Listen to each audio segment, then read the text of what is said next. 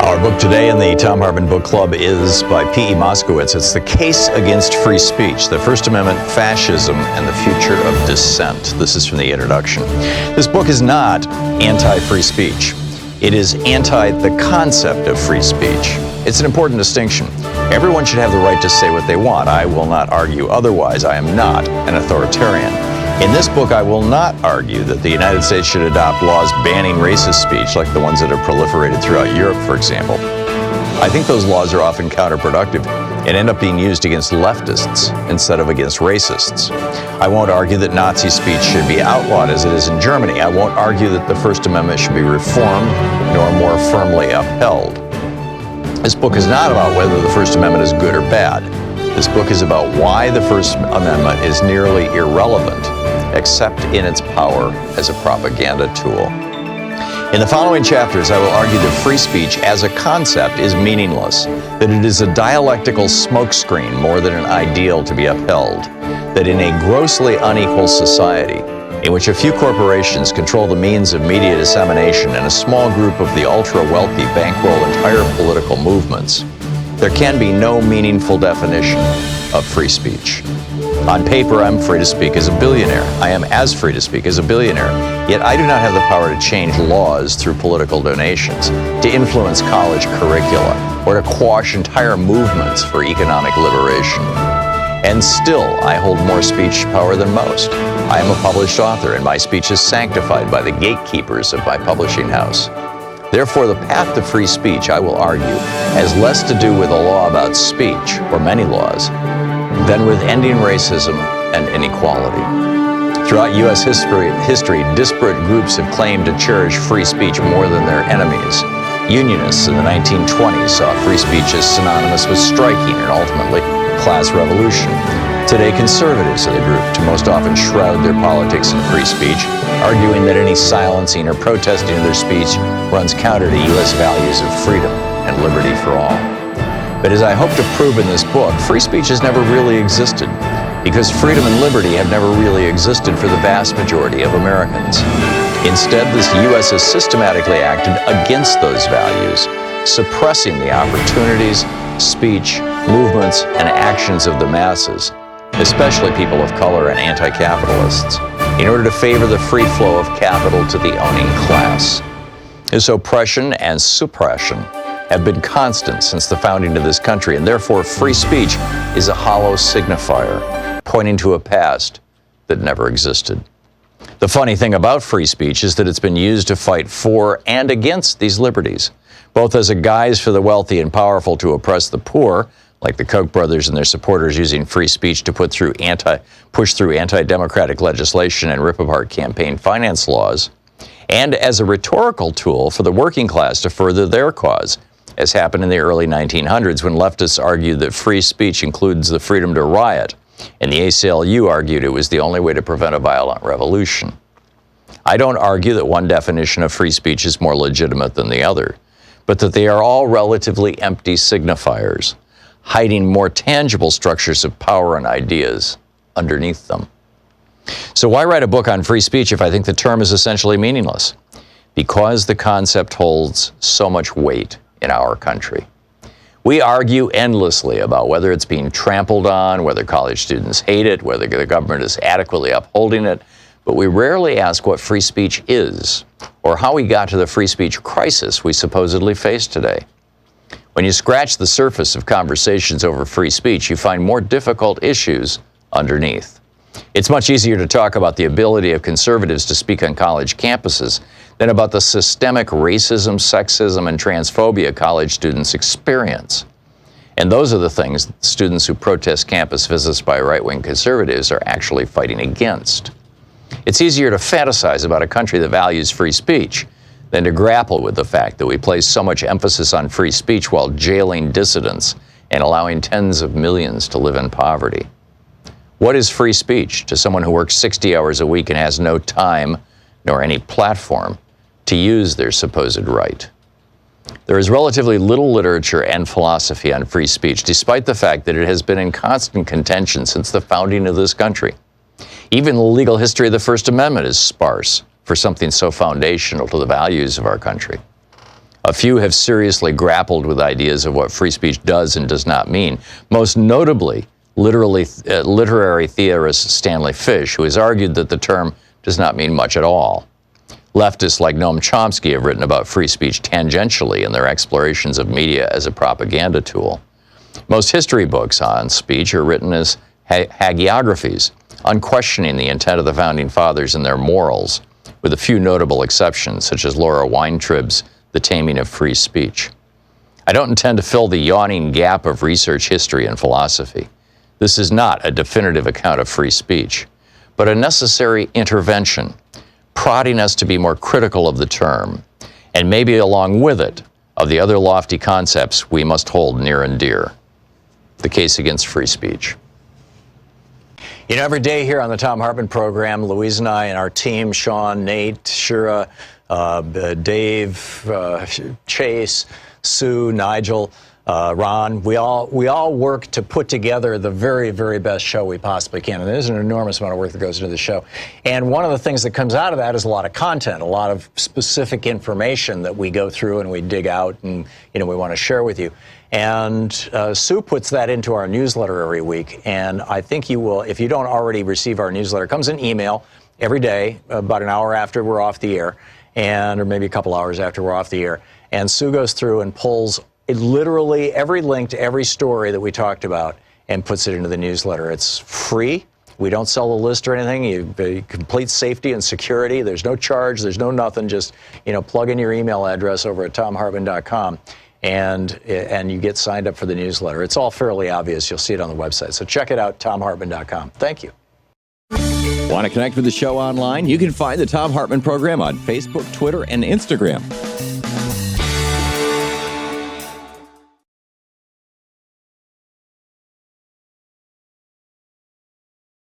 Amendment.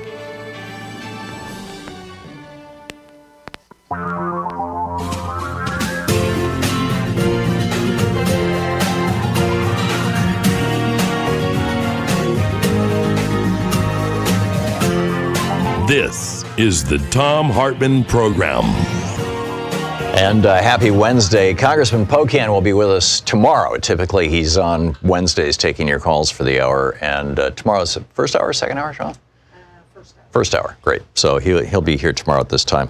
Donald Trump is on his way. By the way, welcome to our program. Thom Hartmann here with you. We're live in Portland, and it's going to turn out to be a beautiful day here. I hope it's nice where you are. Donald Trump has landed, I believe, in Dayton, Ohio, and then he's going on to El Paso, Texas. They've got the baby Trump. Trump in a diaper with little tiny hands and a cell phone, the giant blimp, blow up or whatever it is. It's like 50 feet tall. They've got that all inflated and ready for Trump in Dayton, Ohio. He says he's going to be meeting with first responders, in other words, cops. I'm wondering if even the police are still on his side. It's just. Everything that's going on here is just extraordinary. And I think that we really need to consider what's actually going on. Donald Trump, the National Rifle Association, and by the way, we're going to have a member of their board of directors on the program in the third hour. Donald Trump, the NRA, and the Republican Party, they all keep talking about mental illness as the core of our problem right now in America. And ironically, we do have a major mental health problem in our country, which is affecting our politics. And that problem is in the White House. Our president is mentally ill. This needs to be said. This needs to be said out loud. It needs to be said in the news media. It needs to be said by our politicians. He is a pathological liar. The Washington Post has documented over 16,000 lies since he became president. Now, pathological means ill, right? A pathology is an illness. A pathological liar is one who has a mental illness that causes them to continuously lie. That is the guy in the White House, Donald Trump. That is a mental illness, being a pathological liar. He has, and by the way, not just like random lies, like, paying to cover up his affairs when he's sleeping with a porn star months after his wife gave birth to their son. He had a year-long affair with another woman, paying to cover that up a year after his wife gave birth to their son. He lies with such easy facility. I mean, this morning he talked to the press on the way out to the plane, and the press dutifully carried it, and he lied. This man is mentally ill, and he's president of the United States. And until we recognize that, until we acknowledge that, until we begin a national conversation pointing out that not only is what he's doing not normal, but what he is doing actually represents mental illness. Until we have that conversation, nobody's going to heal from anything. His lies, his continuous contradictions, his erratic behavior, both domestically and internationally, they're not only putting the world at risk and our country at risk, and obviously put the citizens of El Paso and Dayton at risk, or at least El Paso, but they're also symptoms of severe mental illness. We've had 3 psychologists and a psychiatrist. We had Justin Frank on this program yesterday, professor of psychiatry at George Washington University in Washington, D.C., one of the most respected medical schools in the world, who comes right out and says, this is a psychiatrist and a professor of psychiatry, comes right out and says, yeah, Donald Trump is mentally ill. I mean, literally hundreds of America's mental health professionals have signed, I don't recall if it was a petition or a letter or whatever it was, saying, Donald Trump is mentally ill. But there's no serious discussion of Trump's mental illness. It hasn't moved out of the realm of mental health professionals and into the mainstream of our public dialogue. And if we can't acknowledge that we have a disabled man in the White House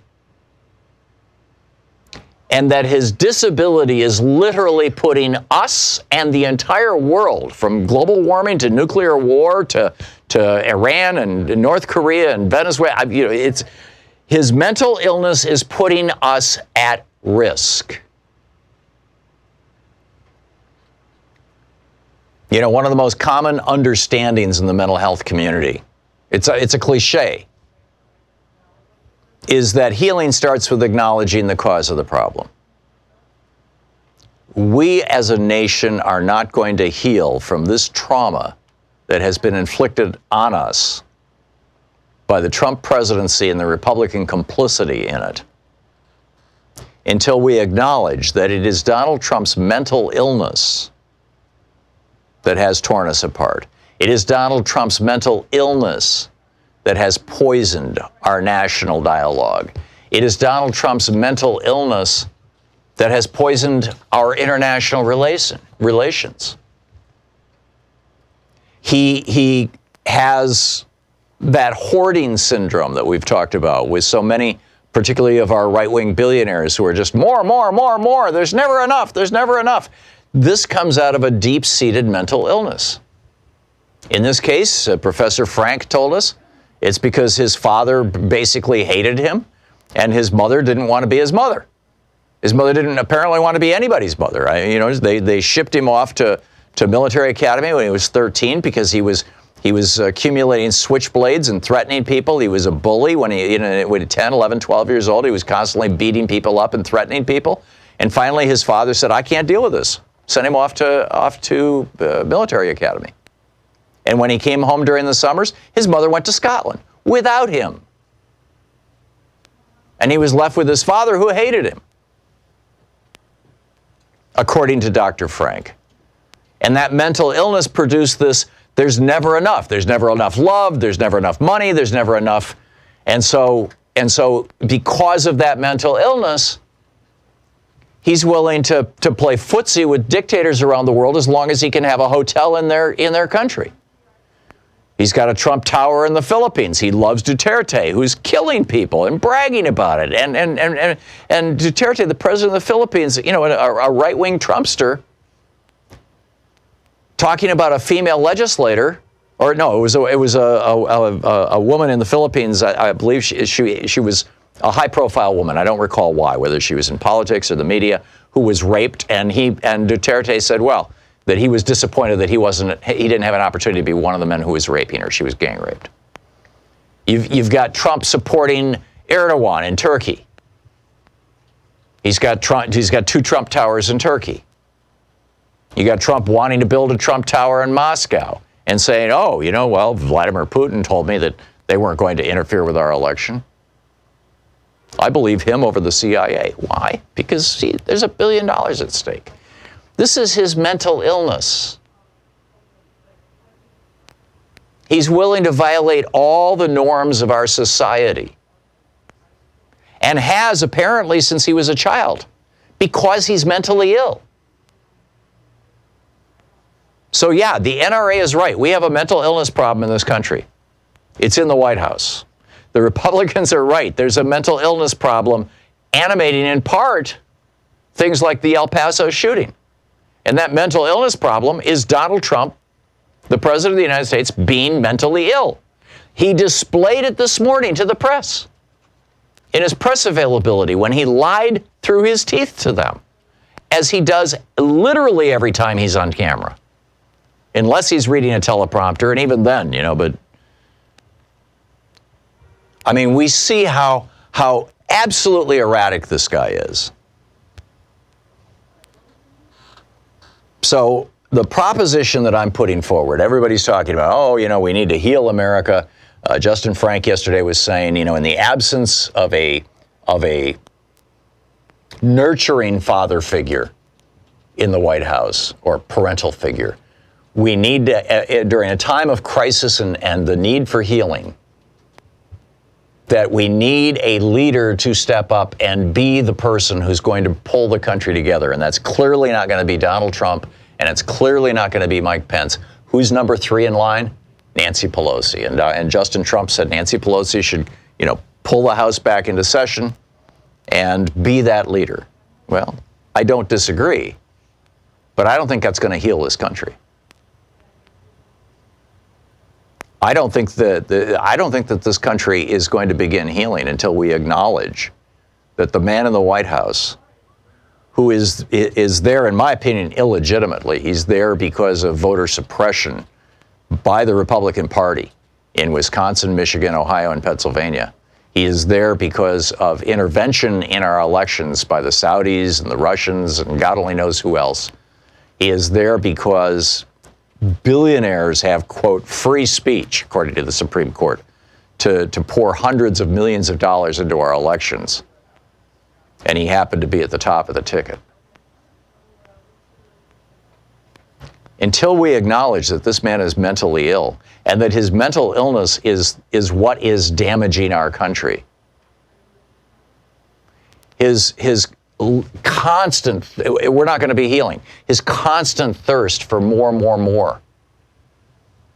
He just put a guy in charge of our public lands who used to be a lobbyist for selling off our public lands.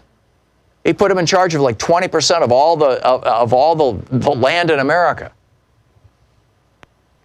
He put a coal lobbyist in charge of the EPA. He put an oil lobbyist in charge of the Interior Department. He put a private school advocate in charge of our Education Department. He put a man that Forbes magazine calls a fraud and a grifter in charge of our Commerce Department, a billionaire. What kind of person does these things? A mentally ill person. We have to acknowledge that this man is mentally ill, and this is the cause of our problems. And we need our media to start talking like this, and we need our politicians to start talking like this. And, you know, I realize that some people will say, well, that's going to take you to the 25th Amendment. Won't that be wonderful? I have no hope that Mike Pence is going to talk like this. I think he's sick, too. This is the Thom Hartmann Program.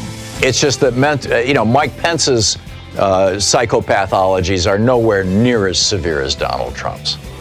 We'll be back.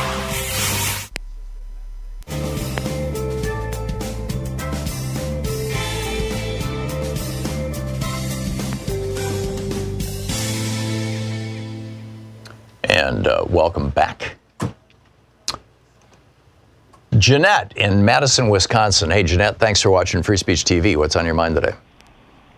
I thank you for taking me, and I hope I'm not taking you from issues that you want to carry. But very important today, Walmart has some Walmart stores whose employees are out front. They're picketing out front. And it has to do with El Paso. It has to do with the gun sales and their feeling of not being safe.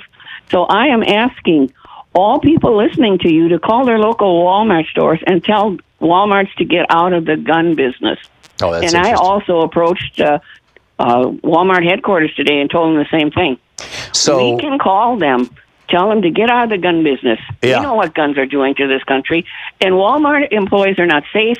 We're not even safe going into Walmart anymore. yeah. Boycott them. So we you need said, to. Jeanette, you said that there were people out front of Walmart picketing. Which, is this? No, the Walmart employees were out front. Where? In some stores. Is this happening all around the country? In El Paso. In El Paso. Okay, interesting. Okay, I don't know where they're doing it, but some Walmart employees have walked out. Yeah, I didn't see that story. I'm going to have to check it out. Jeanette, thanks for the heads up on that. Please have them call their local Walmarts. Get out I think you of just the gun did. business. You just did, and I agree with you. Thank you, Tim in Beaverton, Oregon. Hey, Tim, thank you for watching Free Speech. What's up? Yeah, almost anything you can say now has to be kind of symbolic because he's destroying the legal system and preventing anything from happening to him. I think what they should do in El Paso is somebody with some political savvy and power down there, when he comes in, actually do a symbolic citizen's arrest for him being a co-conspirator and a murderer. You think that would make the news? Well, it would probably get them arrested for just getting close to him, but I think that they should turn their backs on him. They should shun him. Absolutely. And what's really ironic, and this is all going to pass by the wayside in a short period of time, like all these mass killings have done, unfortunately.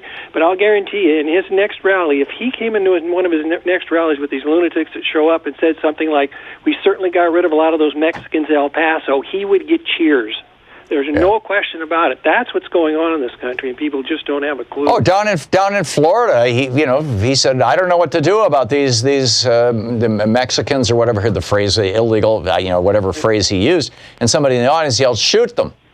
And he was like, "Oh yeah, well, only in the Panhandle, only in Florida can you get away with that, right? This is a part of the country that has a long history of lynching and racism and slavery and so yeah, he's. I mean, this. And then one simple last thought: if Pence, Trump, and McConnell were both all led down the Capitol steps in handcuffs and taken out of office and put in jail with Cohen for a while, that the world would change dramatically tomorrow. There's no question about it. Oh, I agree with that, but it's not going to happen, unfortunately. Yeah, but you know what I mean. I mean, symbolically, those are the things you have to think about. Obviously, it's not going to happen based on the way they're controlling the legal system at this point. If you look at the headlines of newspapers around the world, rather than just in the United States, or if you look at AFP, Agence France Presse, or France 24 is the television network, or BBC. I listened to the BBC podcast last night. People all around the world are talking about the United States not being safe. I believe it was Ecuador and Venezuela, both their State Departments said, if you're Hispanic, don't go to America because you might be the victim of a mass shooting. I mean, it's like we have become that S-hole nation that Donald Trump was talking about. Tim, thank you very much. We'll be right back.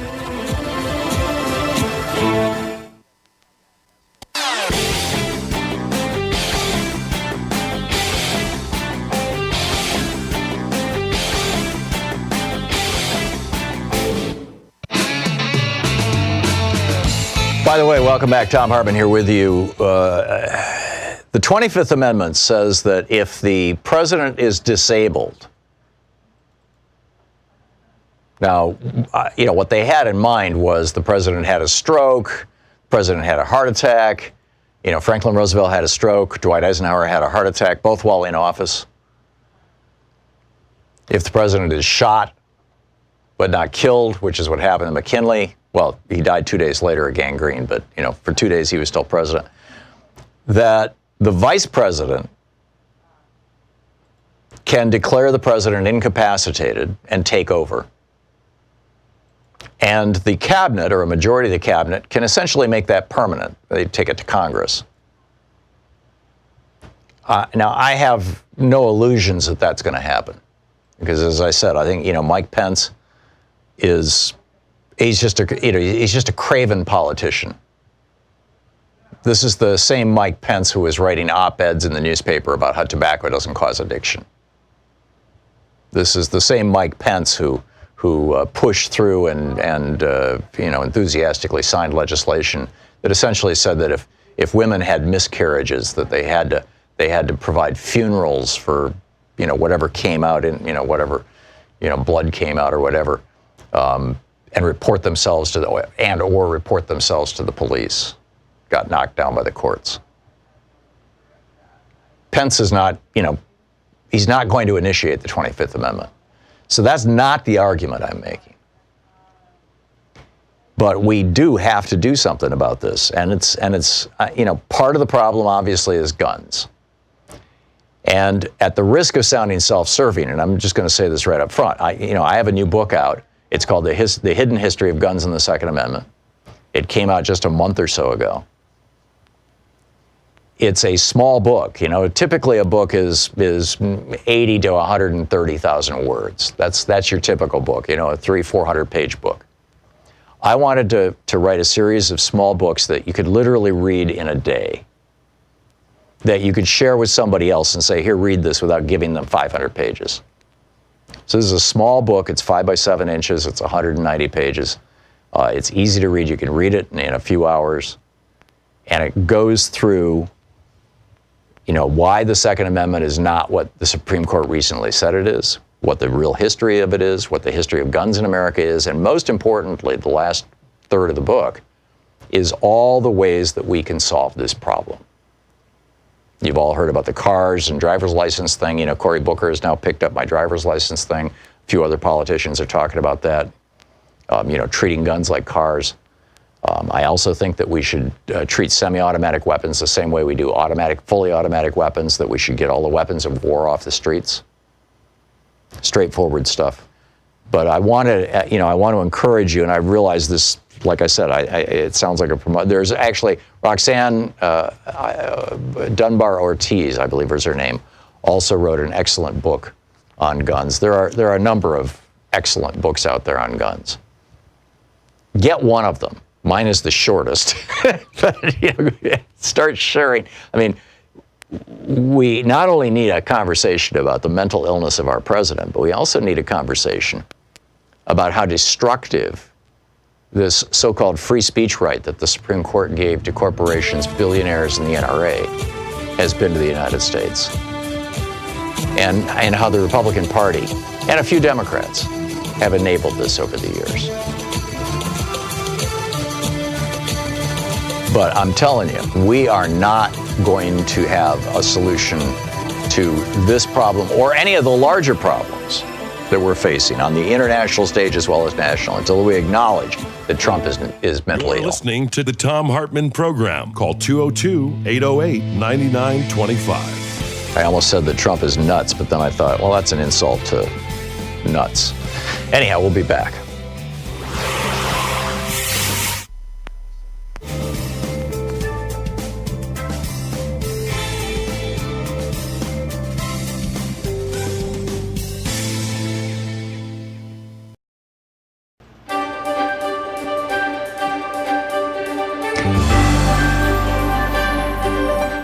Our book today in the Thom Hartmann Book Club is by P.E. Moskowitz. It's The Case Against Free Speech, the First Amendment, Fascism, and the Future of Dissent. This is from the introduction.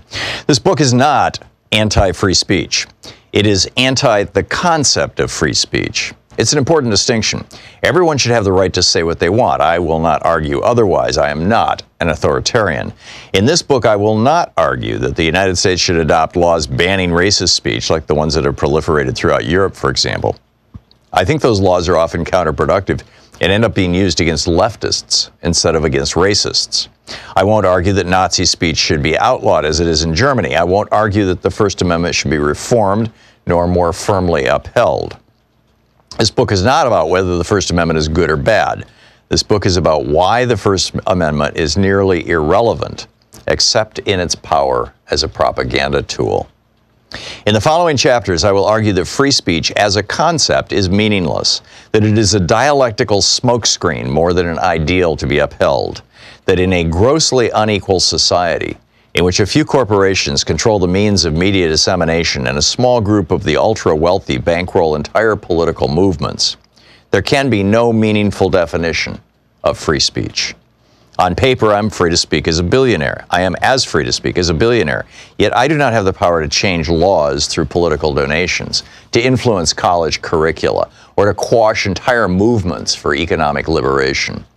And still, I hold more speech power than most. I am a published author, and my speech is sanctified by the gatekeepers of my publishing house. Therefore, the path to free speech, I will argue, has less to do with a law about speech, or many laws, than with ending racism and inequality. Throughout U.S. history, disparate groups have claimed to cherish free speech more than their enemies. Unionists in the 1920s saw free speech as synonymous with striking and ultimately class revolution. Today, conservatives are the group to most often shroud their politics in free speech, arguing that any silencing or protesting of their speech runs counter to U.S. values of freedom and liberty for all. But as I hope to prove in this book, free speech has never really existed, because freedom and liberty have never really existed for the vast majority of Americans. Instead, the U.S. has systematically acted against those values, suppressing the opportunities, speech, movements, and actions of the masses, especially people of color and anti-capitalists, in order to favor the free flow of capital to the owning class. This oppression and suppression have been constant since the founding of this country, and therefore free speech is a hollow signifier, pointing to a past that never existed. The funny thing about free speech is that it's been used to fight for and against these liberties, both as a guise for the wealthy and powerful to oppress the poor, like the Koch brothers and their supporters using free speech to push through anti-democratic legislation and rip apart campaign finance laws, and as a rhetorical tool for the working class to further their cause, as happened in the early 1900s when leftists argued that free speech includes the freedom to riot, and the ACLU argued it was the only way to prevent a violent revolution. I don't argue that one definition of free speech is more legitimate than the other, but that they are all relatively empty signifiers, hiding more tangible structures of power and ideas underneath them. So why write a book on free speech if I think the term is essentially meaningless? Because the concept holds so much weight in our country. We argue endlessly about whether it's being trampled on, whether college students hate it, whether the government is adequately upholding it, but we rarely ask what free speech is, or how we got to the free speech crisis we supposedly face today. When you scratch the surface of conversations over free speech, you find more difficult issues underneath. It's much easier to talk about the ability of conservatives to speak on college campuses than about the systemic racism, sexism, and transphobia college students experience. And those are the things students who protest campus visits by right-wing conservatives are actually fighting against. It's easier to fantasize about a country that values free speech than to grapple with the fact that we place so much emphasis on free speech while jailing dissidents and allowing tens of millions to live in poverty. What is free speech to someone who works 60 hours a week and has no time nor any platform to use their supposed right? There is relatively little literature and philosophy on free speech, despite the fact that it has been in constant contention since the founding of this country. Even the legal history of the First Amendment is sparse for something so foundational to the values of our country. A few have seriously grappled with ideas of what free speech does and does not mean, most notably literary theorist Stanley Fish, who has argued that the term does not mean much at all. Leftists like Noam Chomsky have written about free speech tangentially in their explorations of media as a propaganda tool. Most history books on speech are written as hagiographies, unquestioning the intent of the Founding Fathers and their morals, with a few notable exceptions, such as Laura Weintraub's The Taming of Free Speech. I don't intend to fill the yawning gap of research history and philosophy. This is not a definitive account of free speech, but a necessary intervention, prodding us to be more critical of the term, and maybe along with it, of the other lofty concepts we must hold near and dear. The case against free speech. Want to connect with the show online? You can find the Thom Hartmann Program on Facebook, Twitter, and Instagram.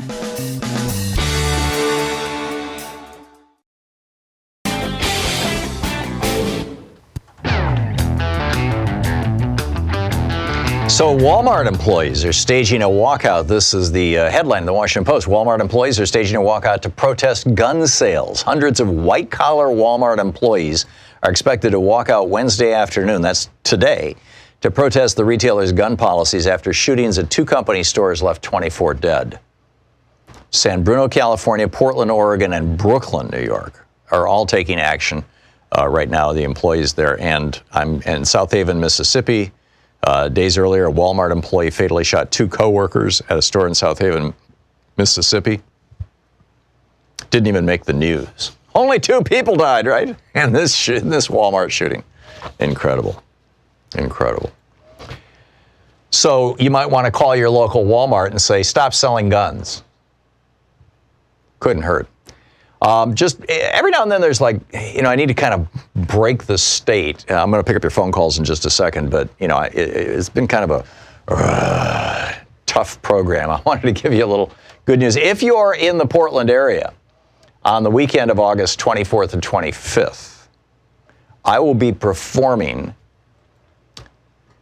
at the Alberta Rose Theater the role of an old-timey radio announcer as there are 11 original songs. This is inspired by radio programs from the New Deal. And 11 original songs and 5 instrumental pieces blend original lyrics with music that draws from the simple yet enduring folk melodies of musician and activist Woody Guthrie. And on the program is Michael Lancey's award-winning songs for Joe Hill, inspired by the protest songs of the 19th century, and performances by Hannah Penn, Daniel Mobbs, Helen Huang, Lisa Neher, I believe, N-E-H-E-R. My apologies if I'm mispronouncing. And the OTO directors, Nicholas Meyer, Lisa Lipton, and Justin Rawls, with stage direction by Julia Bray. So it's going to be a hoot. And if you're interested in that, there should be a link over at thomhartmann.com, albertarosetheater.com also, because that's where it's going to be held. That's where you can get tickets. So, we've got to find our bright spots in all the darkness wherever we can, and that's going to be one of mine. Paulette in Ellen Park, Michigan. Hey, Paulette, what's on your mind today? Oh, no. Oh, yes, Paulette, you're on the air. Oh, okay. I thought I lost you. Yes. Yep. My name is Paulette, and I'm a mental health therapist. I'm a licensed counselor in the state of Michigan. Mm-hmm. And I'm so glad you have this topic on your show today, Tom. I've been listening to you for years, and I've called before. I've read the book, The Dangerous Case of Donald Trump, 27 psychiatrists and mental health experts assess a president. And I can't help but believe that this is 100% true. It's accurate. I can't diagnose somebody, and neither can the psychiatrist, but they do have what they call a duty to warn. And as a professional person, we all have a duty to warn people that this president is mentally ill, and he's spreading this across the country, and that's all I wanted to say, is that as a mental health professional myself, I'm in total agreement. I've had people with antisocial personality disorder in my office. I've actually been able to help a couple of them, but these people are dangerous. Yes. I've thought a lot about people like Charles Manson and Reverend Jim Jones and some of these other cult leaders from the past. I don't think anybody would argue that those people were not mentally ill, and President Trump is a cult leader. He's doing the same things those people did. It's just that on a larger scale. he might not have pulled the trigger in El Paso, but all of his rhetoric and the things that he says definitely, is talking in codes, like Michael Cohen said when he was an eyewitness before Congress. He said Trump speaks in codes, and if you understand the code, you know exactly what he is saying. Yes. So he won't tell you, oh, go murder people or go shoot people, but he'll speak in codes, and if you pick up on it, then you go, oh, yeah, and then they go out and they do it. Yeah, back in the day, they used to carry people out for saying things like that. Yeah, absolutely. Paulette, the American Psychiatric Association for a while had this public position that their members should not diagnose public figures. And I've always, and I'm not a psychiatrist, I was a psychotherapist for a few years in Vermont years ago, and used to, for 5 years ran a facility for severely abused kids. Actually, my wife, Louise, pretty much ran the facility, and I did the fundraising and ran the business side of it. But my observation, and I'd love a reality check from you as a practicing mental health professional, my observation was that it's very often easier to diagnose somebody for whom there is a broad and deep and covering a long time period public record. It's easier to look at that public record of that person and observe their contemporary behavior and make a diagnosis than it is to diagnose somebody sitting across the desk from you, at least in the first 10 or 15 sessions, because typically when a new client comes in, a new patient comes in and starts pouring out their guts and telling you their story, they're telling you what they want you to know. They're typically, at least initially, presenting a false face, and that they don't have the opportunity for that, where there's this huge public biography. I think it would be easier to diagnose Donald Trump just with the public record than it would be to be his therapist. What are your thoughts? Yes, I agree. And they write about that, actually, in this book that I've quoted to you, okay? It is easier to come up with a diagnosis when you have a long history of the person's life, which, of course, they're not going to give to you in 1 or 2 or 3 sessions. You have to go through several sessions for months to get all that out of people. Right. So I agree with you 100% on that, and that's correct. It's just that they can't. There's some kind of a law or ethical code that says that it has to do with somebody that was running for president, I think, in the 70s. Yeah.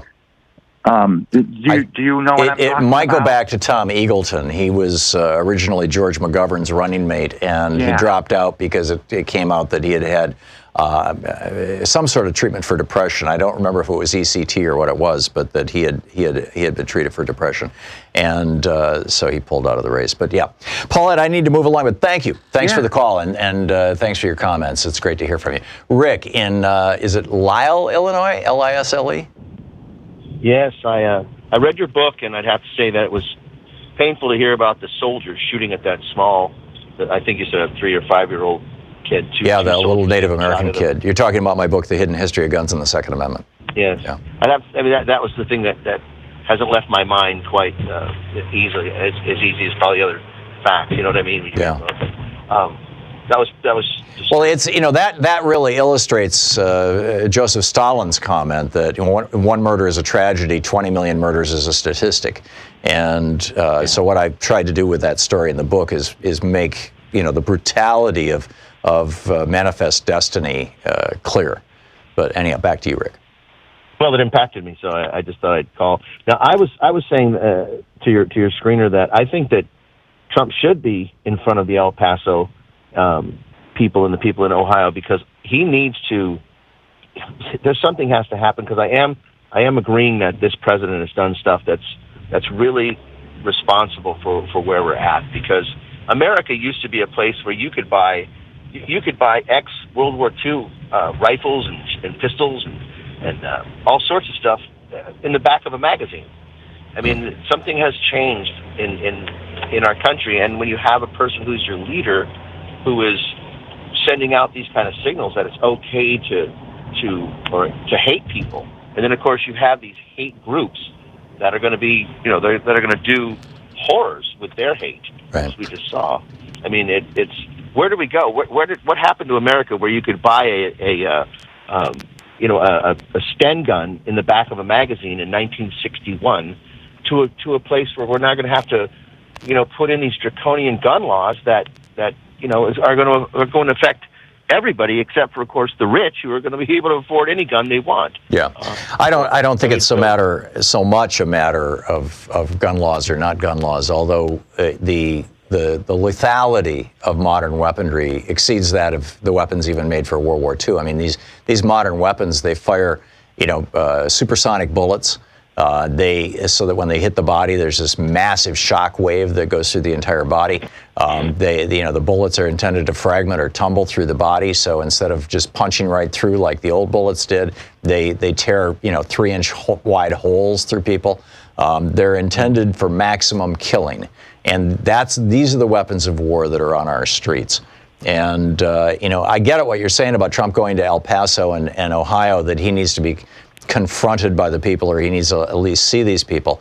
My concern is that he's going to meet with a bunch of members of the police union or something like that in the two cities, who are all have Trump patches on their shoulders, like those people in the military that he met with, and that he's going to stay in his little bubble and he's going to have his worldview reinforced, and that concerns me tremendously.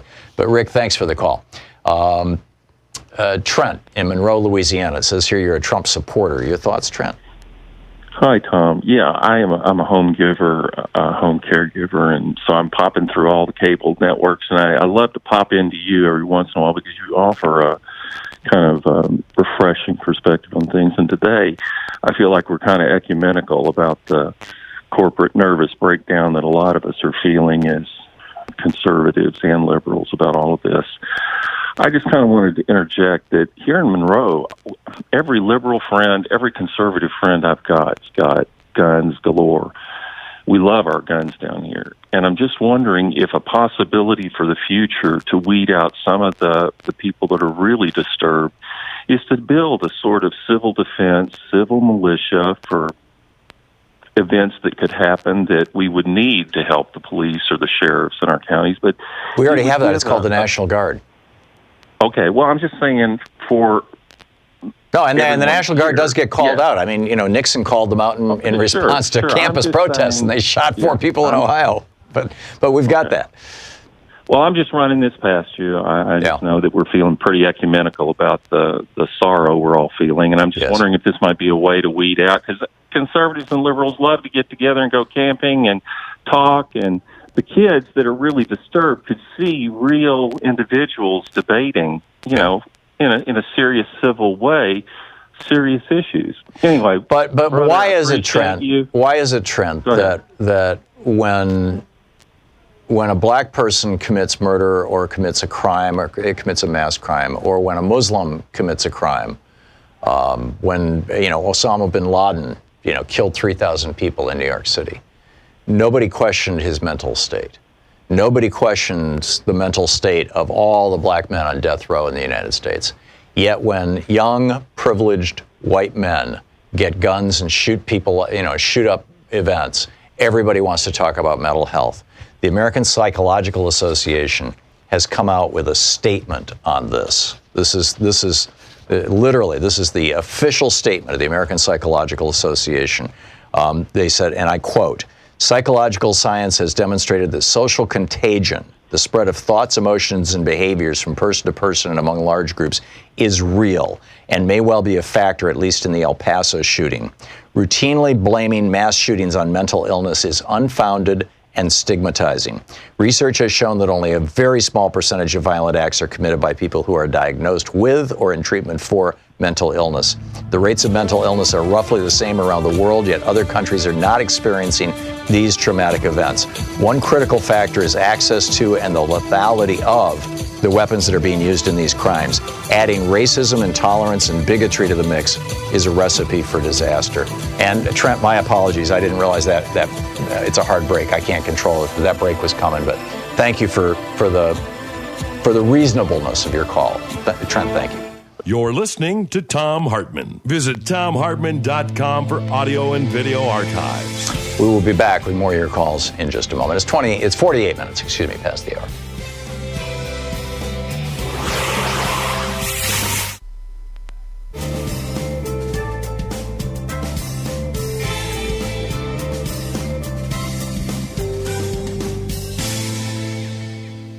And welcome back. Kenyo in Lakeland, Florida. Hey, Kenyo, what's up? Yeah, Keno is my name. Oh, Keno. I'm sorry. I'm represent the moose herders. Oh, that's right. Republicans against Trump. Trump. Now, I got a report for you and the nation. Google now has, you can look up the moose herder agenda on Google and find my letters to the editor to my local paper where I outline how Republicans and Democrats can work together to retire Donald Trump. Now, another thing I need to get on national television is that I've been trying to make contact with William Weld, and his communication lines are blocked by somebody. I don't know if it's the Russians or bad elements in Trump's Republican Party, but it needs to be known that us Republicans that want to go against Trump are being blocked from making contact. I would like to I'd like to hook up with William Weld and work in his campaign, and I'd like to get him to come and join with Jamie Raskin, the Democrat from House Representative Congressman from Maryland, who has a bill to impeach, not to impeach, but the 25th Amendment declare Trump unfit. And William Weld needs to come and join with Jamie Raskin and start making a list of why Trump is unfit, like you say, because he's mentally ill. But that, even if that doesn't get passed in Congress, it can be a basis for the campaign next year if they start making a list of why Trump is unfit. Yeah. So please, I get word, somebody out there that hears this, that to William Weld, that Keno down in Lakeland's trying to get in touch with him and look up on Google the moose herder agenda of how Republicans need to join with Democrats to dump Trump, get rid of him, because he is mentally ill. Okay. The moose herders speak. Keno, great to hear from you. Thank you very much. I appreciate the call. Maverick in Edmonds, Washington. Hey, Maverick, what's up? You know, you made me laugh out loud when you said it wasn't fair to nuts to call Trump nuts. Because I was thinking, that's not really fair to almonds. Quick point. Something unique about Florida in relation to Trump's, when he... Only in the panhandle, yeah. Yes. Florida has a law, stand your ground law. And none of the other 49 states have that. No, actually, about 20 of them have it now. This has been promoted by ALEC, the American Legislative Exchange Council, the group that's fostered by the Koch brothers. And I believe there are in the neighborhood of 20 states now that have stand your ground laws. That's scary. Yeah, and these were all the result, by the way, of massive contributions from the NRA to ALEC back in the day when they were pushing these laws back, a decade or more ago. Well, of course it is. And one quick thing I heard on NPR this morning, there is now an insurance company in England that is selling active shooter insurance. Wow. So you can insure yourself against an active shooter? I don't know. They didn't say it was a personal thing. It was for businesses like restaurants, schools, shopping malls, stadiums, et cetera, et cetera. Oh, it's good because they'll be sued. They're concerned that they'll have a liability issue because for example, this Walmart in El Paso did not have a security guard, and because Walmart is so cheap, they've got to make more money for the richest family in America. So they said it covers loss of income from a business closure and et cetera, et cetera, et cetera. Right. So, we've taken another step in a scary direction. Yeah, it's probably Lloyd's of London. Okay, Maverick, thank you. I hear the music. Yeah. Thanks, Tom. I love you. Okay, good talking to you, Maverick. Thanks a lot for the call. We'll be back. It's 52 minutes past the hour here on the Thom Hartmann Program. Fair and only slightly unbalanced as we continue our occupation of the media. Stick around.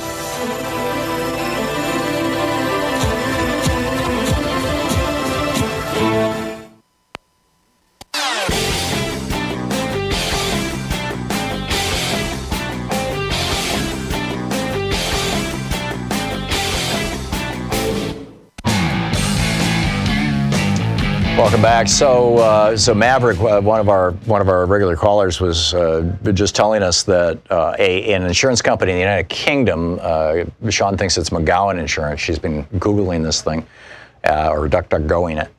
that they're offering insurance to American businesses in the event that there's a mass shooter in your store or your office that covers loss of business and having to close and liability issues and things like that. I wonder how many other countries in the world businesses may think that they should need to buy mass casualty insurance. It's mind-boggling. Judy in Conifer, Colorado. Hey, Judy, what's on your mind? I really am sorry to say this. I've supported Democrats in the Democratic Party for more than 50 years. But the leadership of our Democrats, Nancy Pelosi, Schumer, Feinstein, etc., everybody that won't go for starting the impeachment process, are supporting Donald. They like what he is doing in Venezuela and Iran.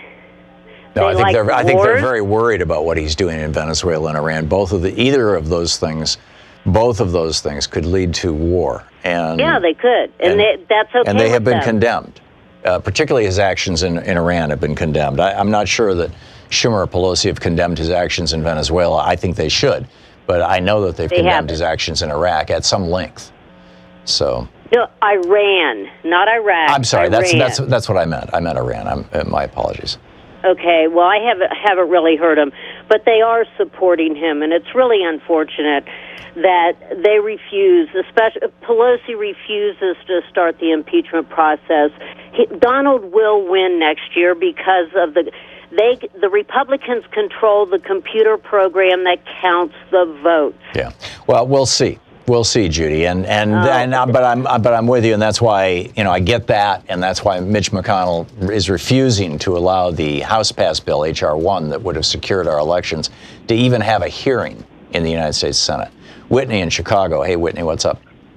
Hi, Tom. I want to thank you, first of all, for the show that you do and your contribution to this. Thank you. I think that it's wonderful that you and others are challenging this label of perpetrators of mass shootings as mentally ill. And I agree that I think this is a distraction from the real movement for gun control. Mm-hmm. And it's stigmatizing. And also, I've heard you question callers about, do we have more mental health in the U.S. than other countries that don't seem to have this problem? And I think that's a great question. But I also think that the mental health or lack of it of these perpetrators is relevant because of certain societal issues that contribute to poor mental health, things like trauma, feelings of isolation and neglect. Inequality is actually measurable. Inequality, lack of self-esteem, and I think these things have economic roots. The things that you talk about and others, and have racist roots and all that thing. So, I think that there are societal issues that. I agree, they create vulnerability in these populations. I absolutely agree, but right. The fact of the matter is that there are many other countries. There are many other countries where people are suffering poverty, where neoliberal policies, Reaganistic policies, Thatcheristic policies are wiping out the middle class, and those countries are not having an epidemic of mass shootings, and particularly racially motivated mass shootings. And I think that has to do with the leadership. Whitney, I'm sorry, I got to run, but thanks a lot for the call. We'll be back. Stick around. You're listening to Thom Hartmann.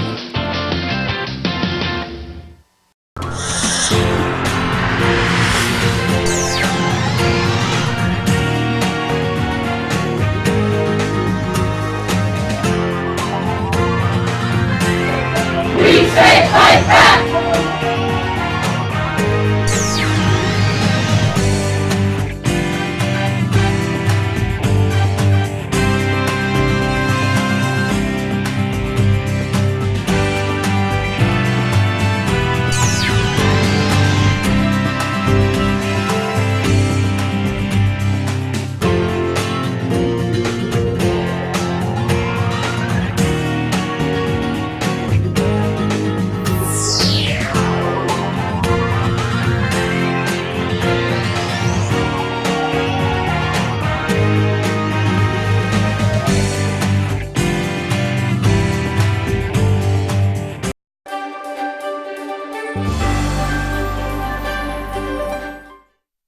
Thom Hartmann University Book Club. Today we're reading from Alexis de Tocqueville's Democracy in America. This is an 1856 first English translation edition of this author. And but you can still get it online. A lot of different booksellers sell it. This is from chapter 11. What sort of despotism democratic nations have to fear? I had remarked during my stay in the United States that a democratic state of society, similar to that of the Americans, might offer singular facilities for the establishment of despotism. And I perceived, upon my return to Europe, how much use had already been made by most of our rulers of the notions, the sentiments, and the wants engendered by this same social condition for the purpose of extending the circle of their power. This led me to think that the nations of Christendom would perhaps eventually undergo some sort of oppression like that which hung over several of the nations of the ancient world. But it would seem that if despotism were to be established among the democratic nations of our days, it might assume a different character, different from the Roman Empire, for example. It might be more extensive and more mild. It would degrade men without tormenting them. I do not question that in an age of instruction and equality like our own, sovereigns might more easily succeed in collecting all political power into their own hands and might interfere more habitually and decidedly within the circle of private interests than any sovereign of antiquity ever could do. But the same principle of equality which facilitates despotism tempers its rigor. When no member of the community has much power or much wealth, tyranny is, as it were, without opportunities or a field of action. As all fortunes are scanty, the passions of men are naturally circumscribed, their imagination limited, their pleasures simple. This universal moderation moderates the sovereign himself and checks within certain limits the inordinate stretch of his own desires. Independently of these reasons, drawn from the nature of the state of society itself, I might add many others arising from causes beyond my subject, but I shall keep within the limits I have laid down to myself. Democratic governments may become violent and even cruel at certain periods of extreme effervescence or of great danger. Excuse me, think of George Bush in 9/11. But these crises will be rare and brief. When I consider the petty passions of our contemporaries, the mildness of their manners, the extent of their education, the purity of their religion, the gentleness of their morality, their regular and industrious habits, and the restraint with which they almost all observe in their vices, no less than in their virtues, I have no fear that they will meet with tyrants in their rulers, but rather guardians. I think then that the species of oppression by which democratic nations are menaced is unlike anything that ever existed before in our world. Our contemporaries will find no prototype of it in their memories. I am trying myself to choose an expression which will accurately convey the whole of the idea I have formed of it, but in vain. The old words, despotism and tyranny, are inappropriate. The thing itself is new, and since I cannot name it, I must attempt to define it. I seek to trace the novel features under which despotism may appear in the world.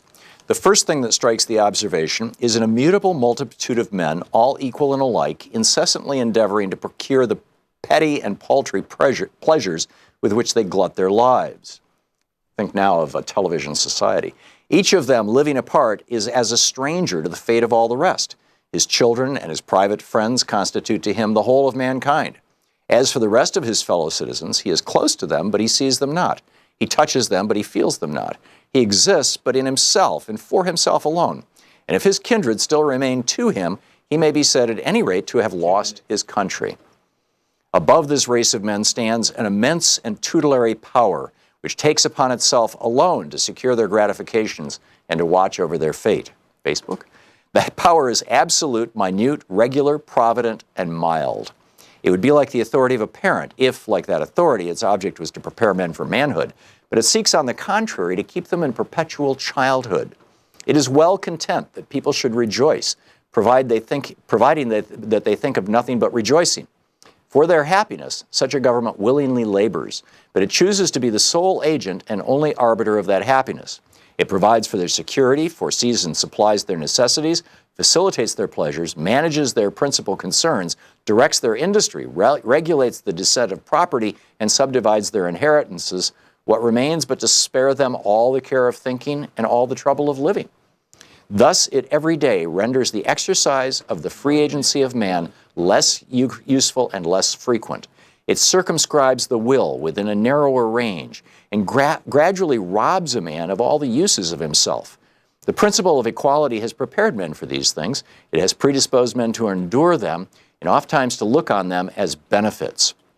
I have always thought that the servitude of the regular, quiet, and gentle kind, which I have just described, might be combined more easily than is commonly believed with some of the outward forms of freedom, and that it might even establish itself under the wing of the sovereign of the people. Our contemporaries are constantly excited by two conflicting passions. They want to be led, and they wish to remain free. As they cannot destroy either one or the other of these contrary propensities, they strive to satisfy them both at once. They devise a sole, tutelary, and all-powerful form of government, but elected by the people. They combine the principle of centralization and that of popular sovereignty. This gives them a respite. They console themselves for being in tutelage by the reflection that they have chosen their own guardians. And it continues. It's a brilliant book, A Democracy in America by de Tocqueville. You know, every day here on the Thom Hartmann Program, Louise and I and our team, Sean, Nate, Shira, Dave, Chase, Sue, Nigel, Ron, we all work to put together the very, very best show we possibly can. And there's an enormous amount of work that goes into the show. And one of the things that comes out of that is a lot of content, a lot of specific information that we go through and we dig out and, we want to share with you. And Sue puts that into our newsletter every week. And I think you will, if you don't already receive our newsletter, it comes in email every day, about an hour after we're off the air, or maybe a couple hours after we're off the air. And Sue goes through and pulls literally every link to every story that we talked about and puts it into the newsletter. It's free. We don't sell the list or anything. You complete safety and security. There's no charge. There's no nothing. Just, plug in your email address over at thomhartmann.com and you get signed up for the newsletter. It's all fairly obvious. You'll see it on the website. So check it out, thomhartmann.com. Thank you. Want to connect with the show online? You can find the Thom Hartmann Program on Facebook, Twitter, and Instagram.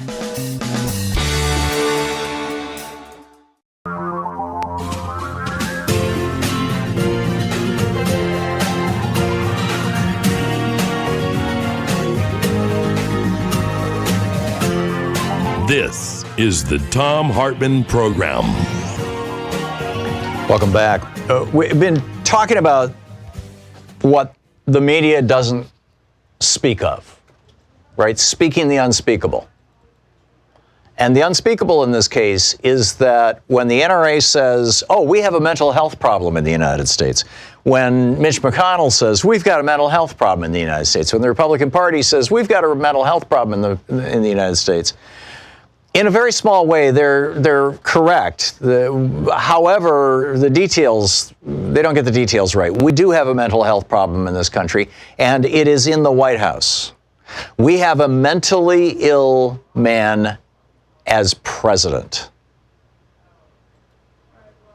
And until we acknowledge that, we are not going to heal from it, and we are not going to do anything about it. And I think it's fairly apparent to the rest of the world that Donald Trump is mentally ill. It is certainly apparent to mental health professionals. There have been books written about it. We had Dr. Justin Frank, professor of psychiatry at George Washington University, on this program yesterday, talking specifically not only about Donald Trump's mental illness, but also about the origins of it.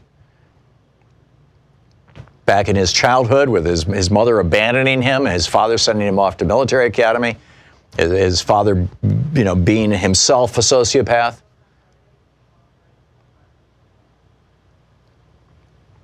And now people are dying as a result of Donald Trump's mental illness.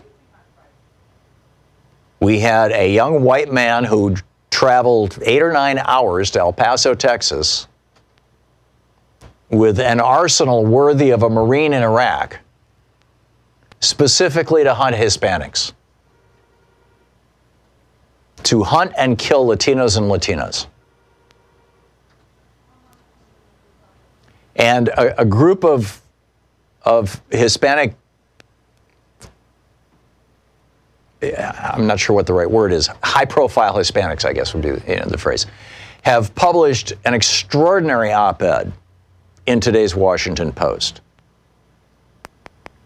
Stephanie Valencia, Joaquin Castro, Ana Maria Schila, Cristina Jimenez, Luis Miranda Jr., and others.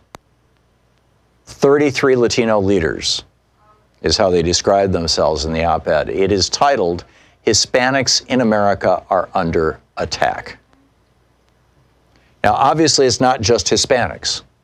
African Americans in America have been under attack literally since 1619 and continue to this day. Native Americans in America have been under attack since 1492, and those attacks continue to this day. In fact, right now on the reservations, one of the biggest problems that they have in many of these reservations is that white men can come onto the reservations and commit crimes. The most common one is rape. And once they leave the reservation, there is no police authority that can go after them. But this is a group of Hispanic leaders who are specifically saying Donald Trump's hate speech. Now, these are my words, not theirs. Donald Trump's, I'll give you their words in just a moment. Donald Trump's hate speech, which he literally kicked off his campaign with, coming down the golden elevator, back when it was just a stunt to get him to trying to get a raise out of General Electric for his NBC show, Celebrity Apprentice. He found out that Gwen Stefani was making $2 million a year more than he did. He got very upset. Him and Michael Cohen and his PR team figured out, hey, let's do a phony run for president. They hired a bunch of actors, paid them $50 an hour to stand in the audience and applaud wildly. They set up 2 rallies over the next 2 weeks, and they hired actors to come to those rallies. And the entire thing was supposed to last 2 weeks until in the 3rd week, Donald Trump was returning to NBC to renegotiate his next year's contract. I mean, this is literally why he ran for president, to make more money. And I think it's why he kicked the thing off with just a total, hey, I don't give a good whatever about what people think because I'm not going to become president. He never thought he'd become president. He never even thought he'd be the Republican nominee. He just went full Bullworth. I'm going to tell you what I really think. And what he really thinks is that people with, the darker somebody's skin is, the more likely they are to be a criminal and lazy and stupid. And he has said these things. He has said he doesn't want black people as bookkeepers. Instead, he wants guys with yarmulkes. Well, I mean, elevating a race is just as racist as trashing a race, and he does both in a single sentence there. But he starts out by saying that Hispanics are rapists and murderers and killers and gang members, and he's continued this rhetoric. And now, the Democrats are saying, at least stop, and not just the Democrats, Americans are saying, at least stop these Facebook ads. 2,000 different Facebook ads now that use the word invasion and point to the southern border. I'm not talking about one Trump ad that ran 2,000 times on Facebook. I'm talking about literally 2,000 different advertisements that they have placed on Facebook, each one reaching hundreds of thousands or millions of people. And when somebody went to the Trump campaign and said, are you going to stop this? One word answer, no, according to the Washington Post. But back to Hispanics in America are under attack.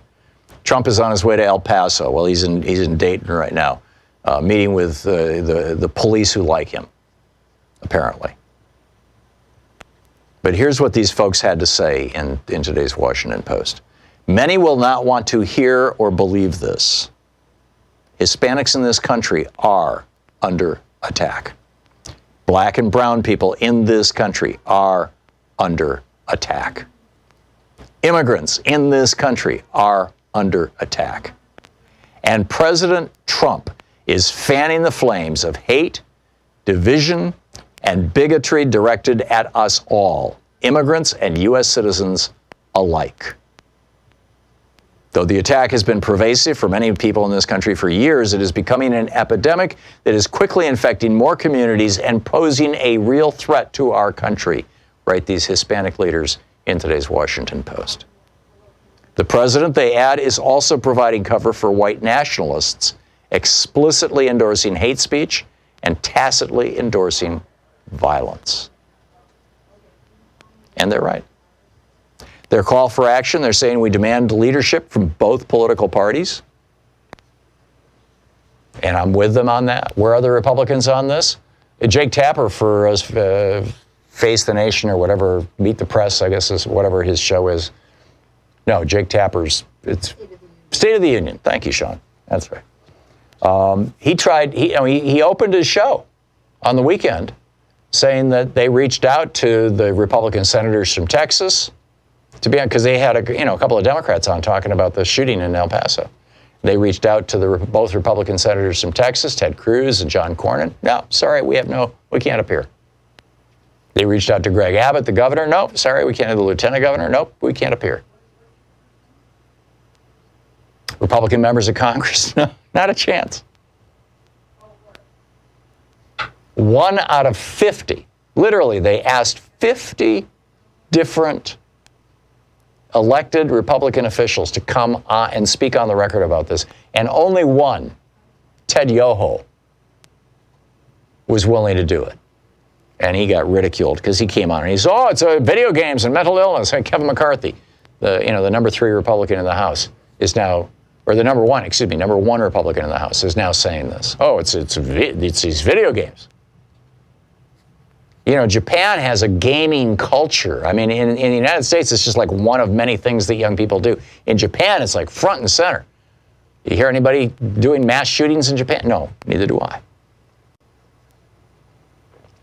They add in this op-ed, they say, our leaders must have the courage to stand tall against this hate. I would add, our leaders must have the courage to say explicitly, out loud, to our people, that man in the White House is mentally ill. And his mental illness is triggering mentally ill people all over the country. And it's giving cover to these racists who, frankly, I don't think that, you can argue that racism should fall into the category of mental illness. I think that that's an argument that's like, we're way past that. Mental illness basically is the excuse that is used for crimes when they're committed by white people. And it's time to stop trying to hide behind that. But we also have to acknowledge that the guy who is inciting a lot of this, yes, he's a bigot. He has been a bigot his whole life. He's a racist. He's a thug. He's a bully. But he's also a pathological liar. Pathology means illness. He literally constantly lies. He lied this morning to the press. He literally lies every single day. 16,000 lies now, according to the Washington Post. One of his wives has accused him of violent abuse. She later withdrew the claim when, as their divorce was, it was Ivana, as their divorce was working through. But she said that he had beat her and raped her. I mean, this guy, and he brags about grabbing women by the private parts. He's got 20 more or less women who have charged him with sexual assault. And the Republicans just kind of shrug their shoulders. Oh, yeah, that's him. No, he's sick.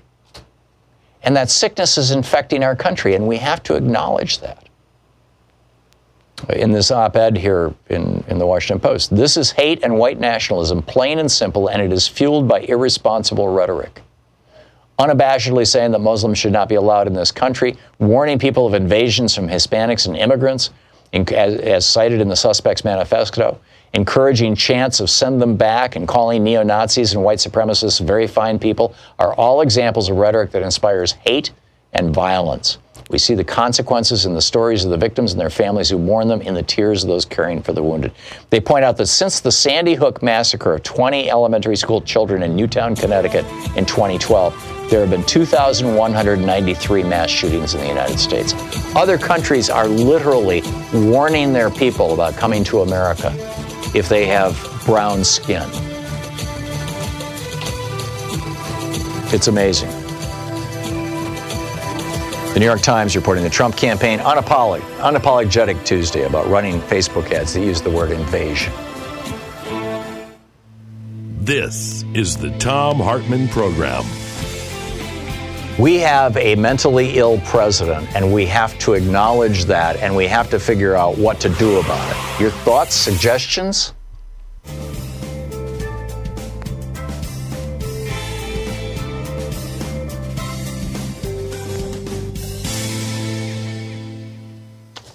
And welcome back. Pick up some of your phone calls here.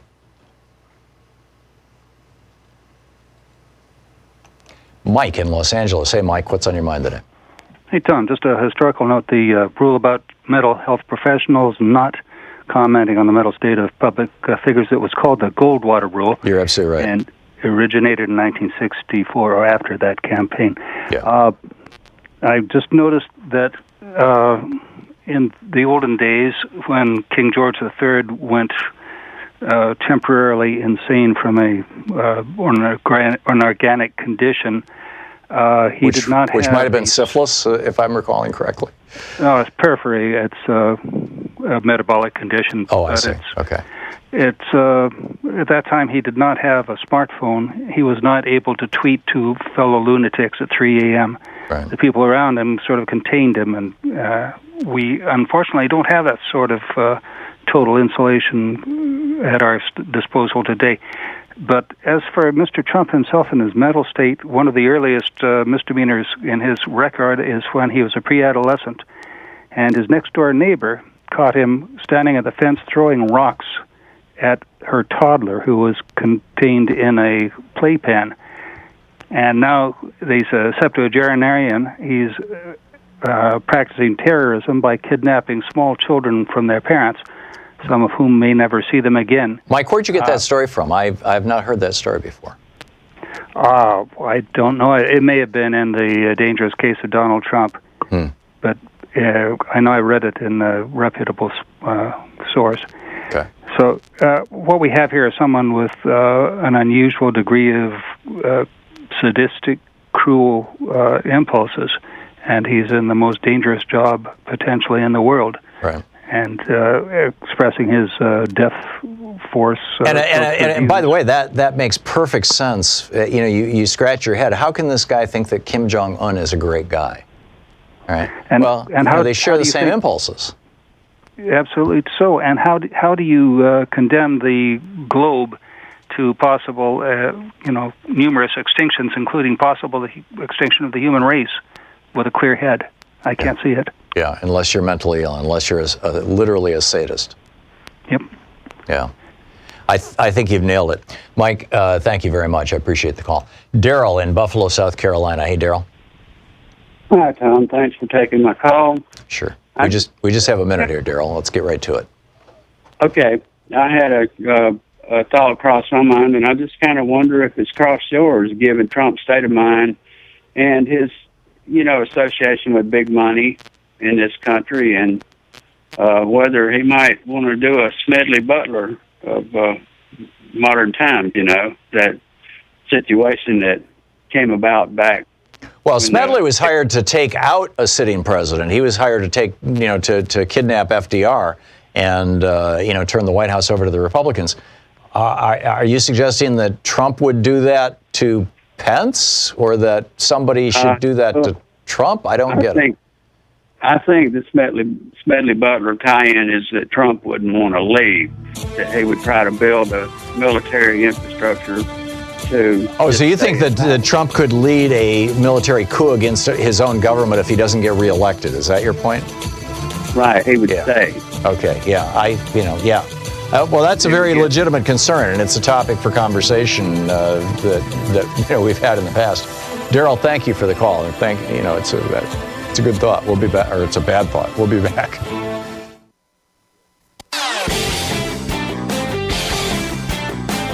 Every day here on the Thom Hartmann Program. Hey, we just put up a new rant for kind of members of our club, I guess, supporters of the Thom Hartmann Program. You can find the link and figure out how to get to it and all that kind of stuff over at thomhartmann.com.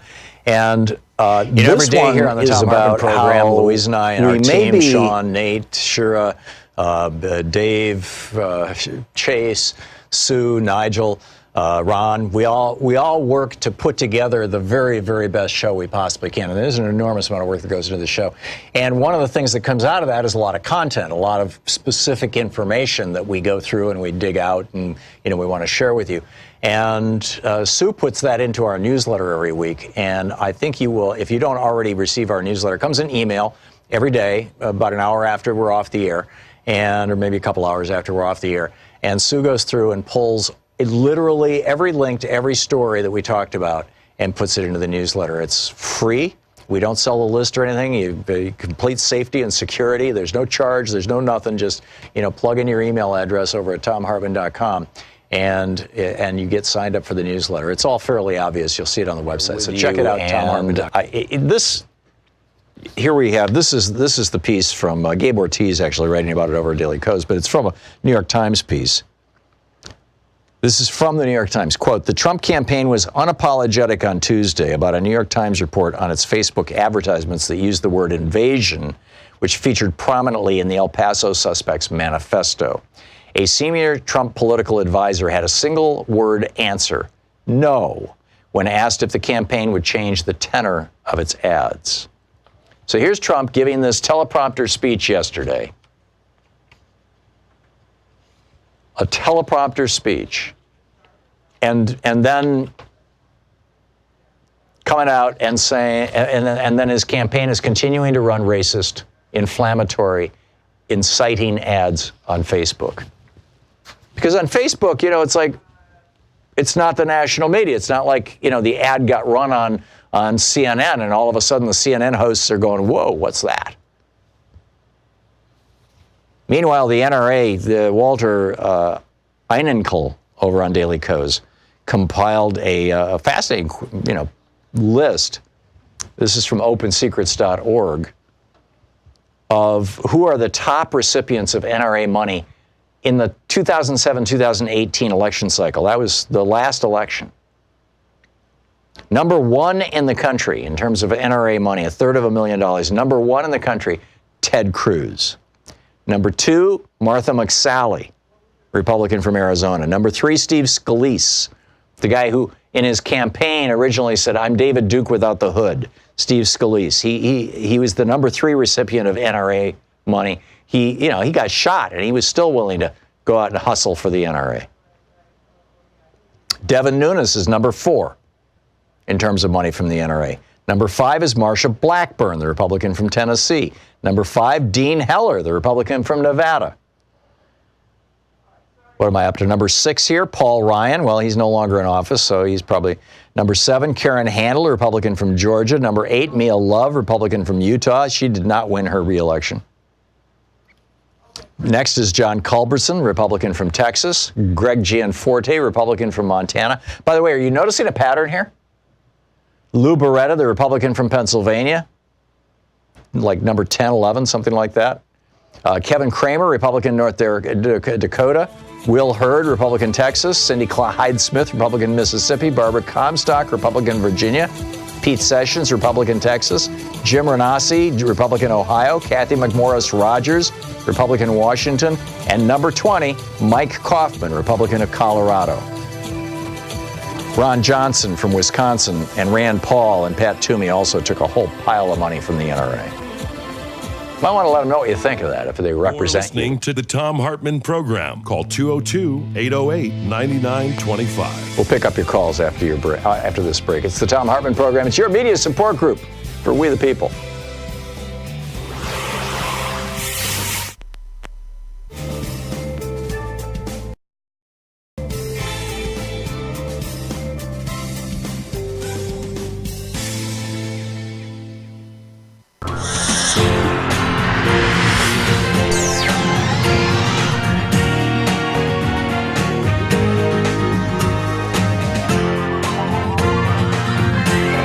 We say fight back!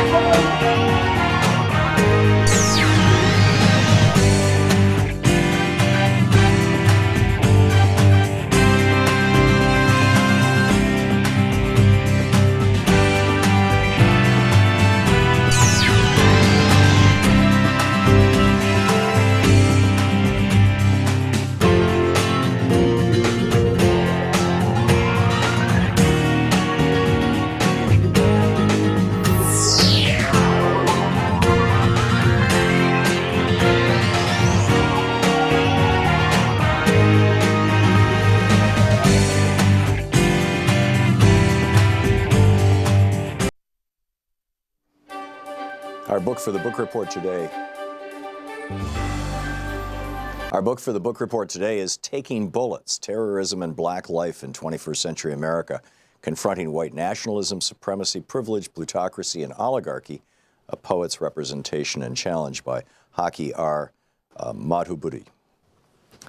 He writes, this is from the chapter, page 27, the chapter Terror in the Midst of Prayer and Empire. In our perpetual state of national mourning, where our eyes are watered out and our hearts cease to heal at the rate the Creator meant them to, we hold hands in profound silence as we remember the Mother Emanuel 9 of Charleston, South Carolina, those 9 mothers, fathers, sisters, and brothers. Even before burying, before black earth covered their caskets, too many ministers, media pundits, and plain white and black folks downgraded the terror that quickened their deaths of our finest in this land to the mental illness and race hatred, in quotes, of a single young white man. He may have acted alone, but he was not alone in his thinking, encouragement, gathering of arms, warped consciousness, confirmation, or ahistorical views, and yeses from the millions in the nation who proudly wear and display the Confederate flag above their hearts and fly it in all of its traitorous glory over a state capitol and other institutions. Again, we find ourselves at war with history and culture, entertaining another call for a national conversation on race and a president weary of trying to make sense of and comfort the grief-stricken nation with words from the highest office of the land. This was written while Obama was president. These are the facts, not an opinion or the ignorant ranting of compromised preachers and television pundits. A 21-year-old white man, a citizen of South Carolina, walked into the sacred and spiritual home of the Emmanuel African Methodist Episcopal Church of Charleston, the historic home of black liberation fighter Denmark Vesey, and fatally killed 9 of its members, including the pastor, during Bible study. This was a pure act of domestic terrorism. A modern-day lynching by a young white nationalist who coolly and calmly assassinated 9 black members of Mother Emanuel. Domestic violence and acts of terrorism are on the rise in the United States, as detailed by Charles Kurzman and Daniel Schanzer in their New York Times op-ed, The Other Threat, where they state that, quote, the main terrorist threat in the United States is not from violent Muslim extremists, but from right-wing extremists, end quote. In their national research, local police agencies across the country identified, quote, the militias, neo-Nazis, and sovereign citizens as the major threat the nation faces in regard to extremism, end quote. All of this is homegrown with international connections. Morris Dees and J. Richard Cohen of the Southern Poverty Law Center also writes in the New York Times article, Racists Without Borders, that, quote, Americans tend to view attacks like the mass murder in Charleston as isolated hate crimes, the work of a deranged racist or a group of zealots lashing out in anger unconnected to a broader movement. This view we can no longer afford to indulge. When, according to survivors, Mr. Roof told the victims at the prayer meeting that black people were, quote, taking over the country, he was expressing sentiments that unite white nationalists from the United States and Canada to Europe, Australia, and New Zealand. Unlike those of the Civil Rights era, whose main goal was to maintain Jim Crow in the American South, today's white supremacists don't see borders. They see a white tribe under attack by people of color across the globe. The end of white rule in Rhodesia, now Zimbabwe, and South Africa, they believe, foreshadowed an apocalyptic future for all white people, a white genocide that must be stopped before it's too late. End of quote. The internationalization of terrorism is not a foreign theory in today's social media world. Dees and Cohen will be speaking at a conference in Budapest about this transnational white supremacism that is emerging as the world grows more connected technologically. The message of white genocide is spreading. Also, David J. Whitaker's Terrorism, Understanding the Global Threat, gives another view. Clearly, our rush to forgive this mass murderer within 96 hours of this supreme tragedy is misguided, anti-human, and does not allow for properly grieving the fallen. As perfectly scripted, displaying the permanent effectiveness of Christian acculturation on the Sunday, June 21st, 2015 morning services of Mother Emanuel Church, the black Christians out-Christianed their white brothers and sisters. Before the morning sermon, the presiding elder, Reverend Norvell Goff Sr., found it necessary to thank the local, state, and federal law enforcement agencies for doing their job. He also stated, quote, "A lot of folks expected us to do something strange and break out in a riot. Well, they just don't know us. We are people of faith," end quote. I find this statement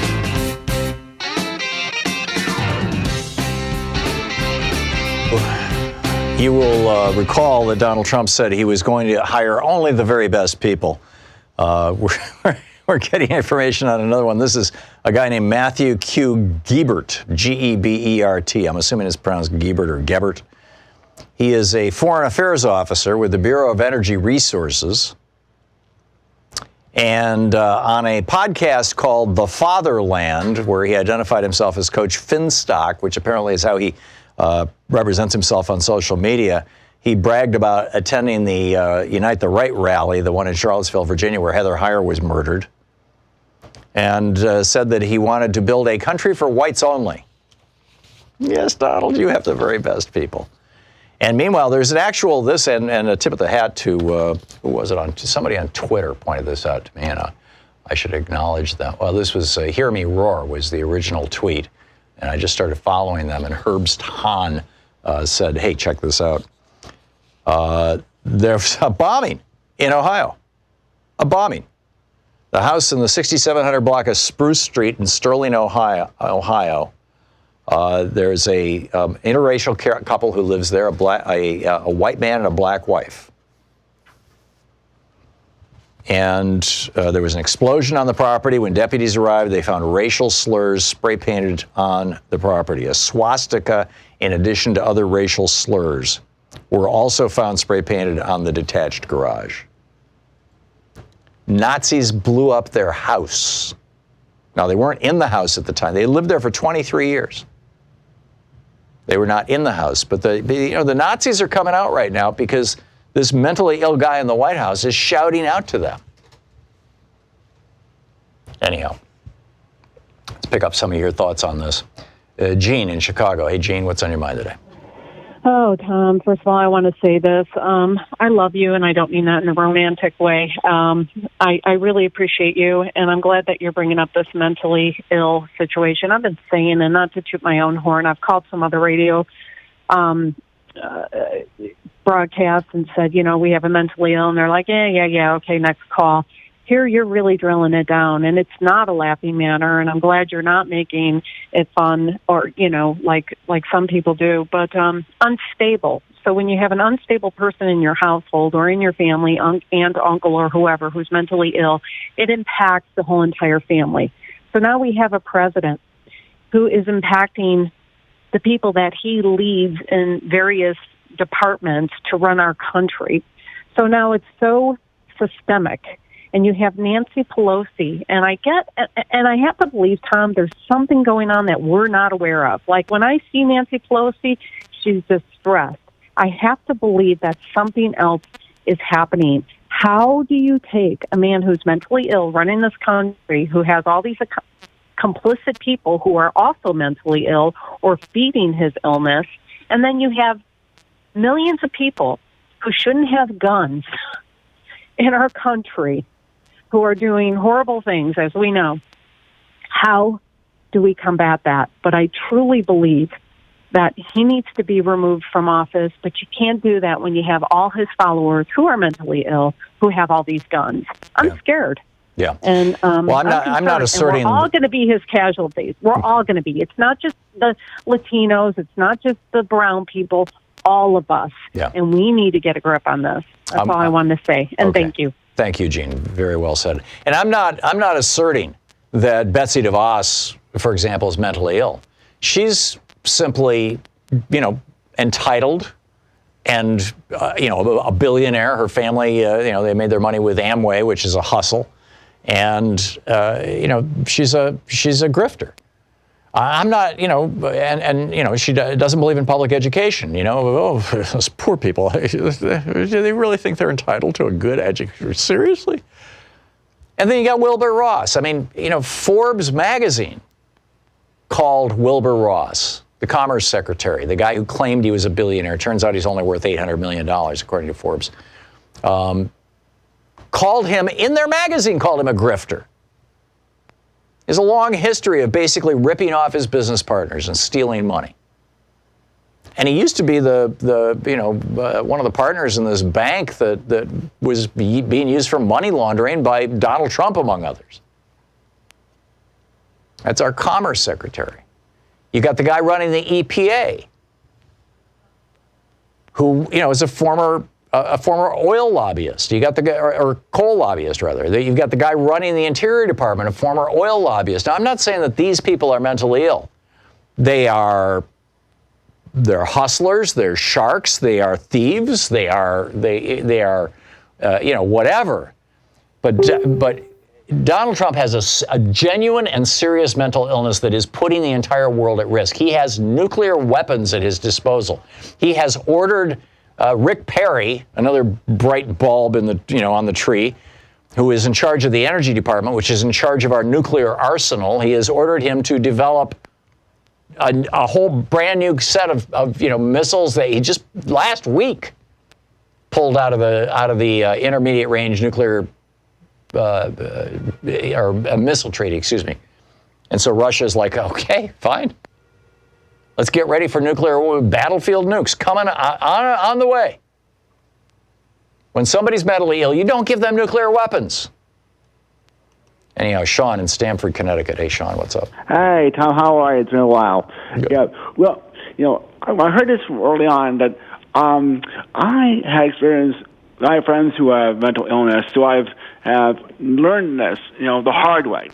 And when you see Trump and you realize this is not right, and you look at the book that Van Lee wrote a year and a half ago, all the signs were there. And we just had to say, wait, none of us stopped and took a good look at this, because people had their hands tied by the Gold War rule, as someone mentioned previously. Right. So you had, if you don't, by the way, just for those who don't know this, I'm going to tell this for the audience who may not know, that if you're a therapist or you have someone tied to it, and you know someone is a threat and you do not report it, you can be charged with a crime. It's a legal matter. Right. But it's called duty to warn. Because the Gold War rule ties your hands. So actually, it becomes a catch-22. Yeah, haven't they blown up the Goldwater rule, though? Didn't they do that last year? I don't know if they have or not. I'm pretty sure. The point was that in this book, it mentioned having your hands tied. Right. It threatens your professional accreditation. It will take action against you. Right. The thing was, what? To me, if I was a therapist, because I have a psych background, I said, screw it. Go ahead, take action, because I knew the big picture is we got threatened in the White House, just like you said. Yeah. We have this. This is the mental illness problem in the United States, which the NRA keeps talking about, and the Republicans keep talking about, is in the White House. That's where we need to be looking right now, I just don't see any other way to do it. Horace, we need to call this out. We need to call it exactly what it is. Horace in High Point, North Carolina. Hey, Horace, what's on your mind? How you doing, Tom? Good. The Republicans, when they first took office, when Putin's puppet took over, they had the Senate and the House. What they did was, first, off the bat, they passed a bill which allowed a person that was unable to cash his Social Security check, which had to have someone else sign.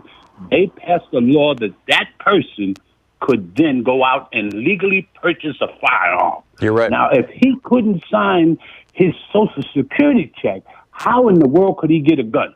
That's a bunch of bull crappy that they putting up. Yeah, just to make it very clear and explicit, Horace, if you are on Social Security disability because of mental illness, prior to, and I believe this is a rule that Obama put into effect because, because they passed legislation to this effect. Anyhow, if you're on Social Security because of mental illness and you're getting Social Security disability, pretty much nobody's arguing that you're not mentally ill.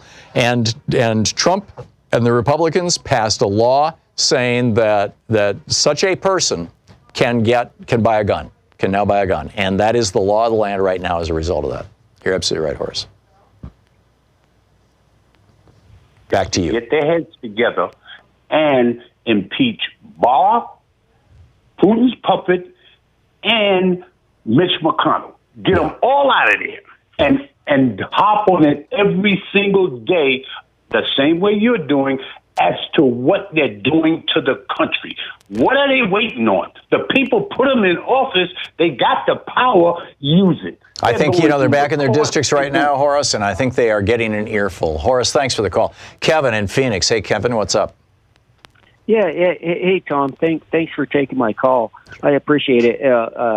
I'm a conservative. I'm an NRA member, but I strongly feel that there should be a ban on high-capacity magazines in rifles. Well, when the assault weapons ban was passed during the Clinton administration in '95 or whatever, I guess it was '95. It had bipartisan support. Republicans supported it as well as Democrats. And I'm one of those, but if you actually want something done, laws made, I think stop calling it an assault weapons ban. What makes these shootings so deadly is not a pistol grip or a foregrip or a this or that or that, a muzzle brake or this or that. That's why they get so much resistance from people. Right. So you're suggesting banning what? Military ammunition, cop killer bullets, things like that? Cop killer bullets were part of the assault weapon ban. 223 is not. Yeah. Kevin, I'm sorry, we're out of time. You're listening to Thom Hartmann. Visit ThomHartmann.com for audio and video archive. My apologies, Kevin. We walked right up to that break and hit it. That's bad on me. We'll be back in 4 minutes. Bob Ney is going to drop by with Talk Media News.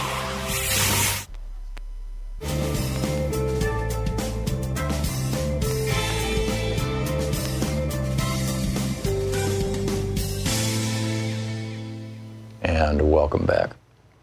Morris in Long Beach, California. Hey, Morris, what's up? Hey, Professor, listen. You walk into a movie theater and you holler fire.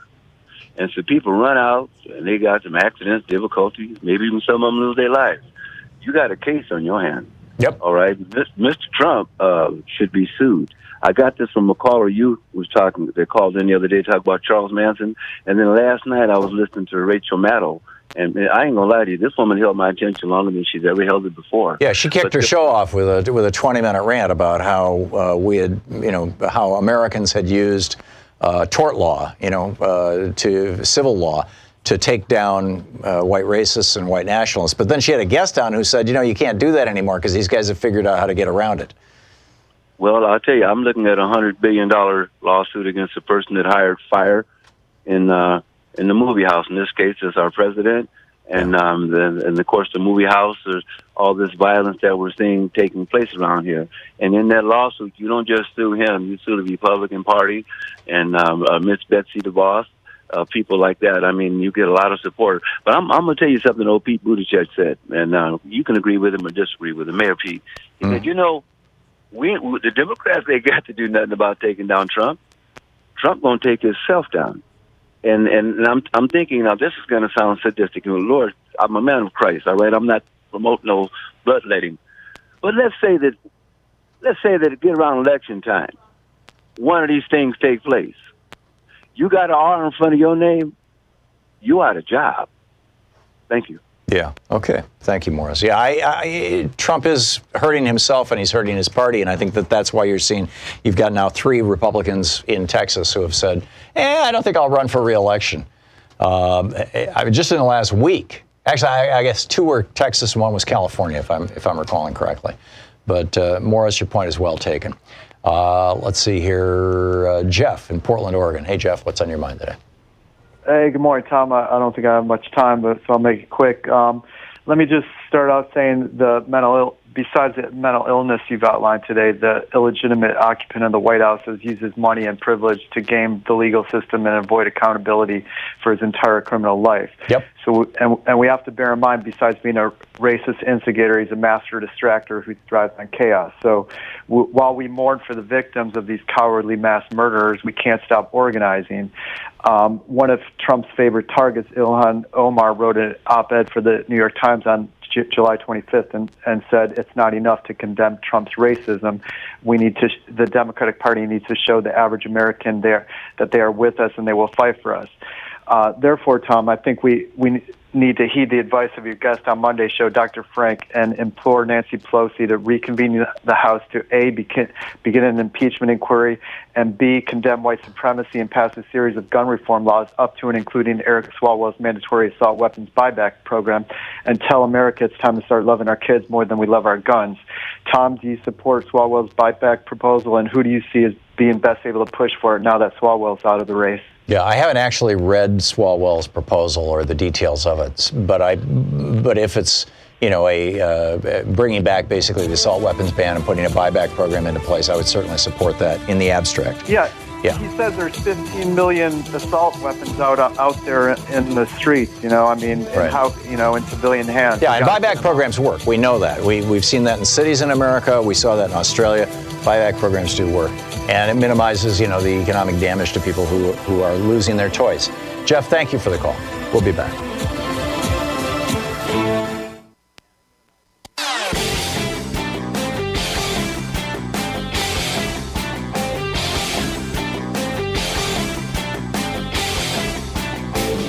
You know, every day here on the Thom Hartmann Program, Louise and I and our team, Sean, Nate, Shira, Dave, Chase, Sue, Nigel, Ron, we all work to put together the very, very best show we possibly can. And there's an enormous amount of work that goes into the show. And one of the things that comes out of that is a lot of content, a lot of specific information that we go through and we dig out and, you know, we want to share with you. And Sue puts that into our newsletter every week. And I think you will, if you don't already receive our newsletter, it comes in email every day, about an hour after we're off the air, or maybe a couple hours after we're off the air. And Sue goes through and pulls literally every link to every story that we talked about and puts it into the newsletter. It's free. We don't sell the list or anything. You complete safety and security. There's no charge. There's no nothing. Just, you know, plug in your email address over at thomhartmann.com. And you get signed up for the newsletter. It's all fairly obvious. You'll see it on the website. So check it out, thomhartmann.com. Thank you. Want to connect with the show online? You can find the Thom Hartmann Program on Facebook, Twitter, and Instagram.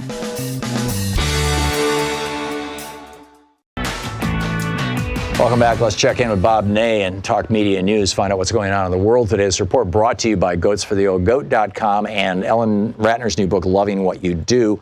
Congressman, welcome back. Well, thank you, Tom. How are you? I am great, but I'll get better.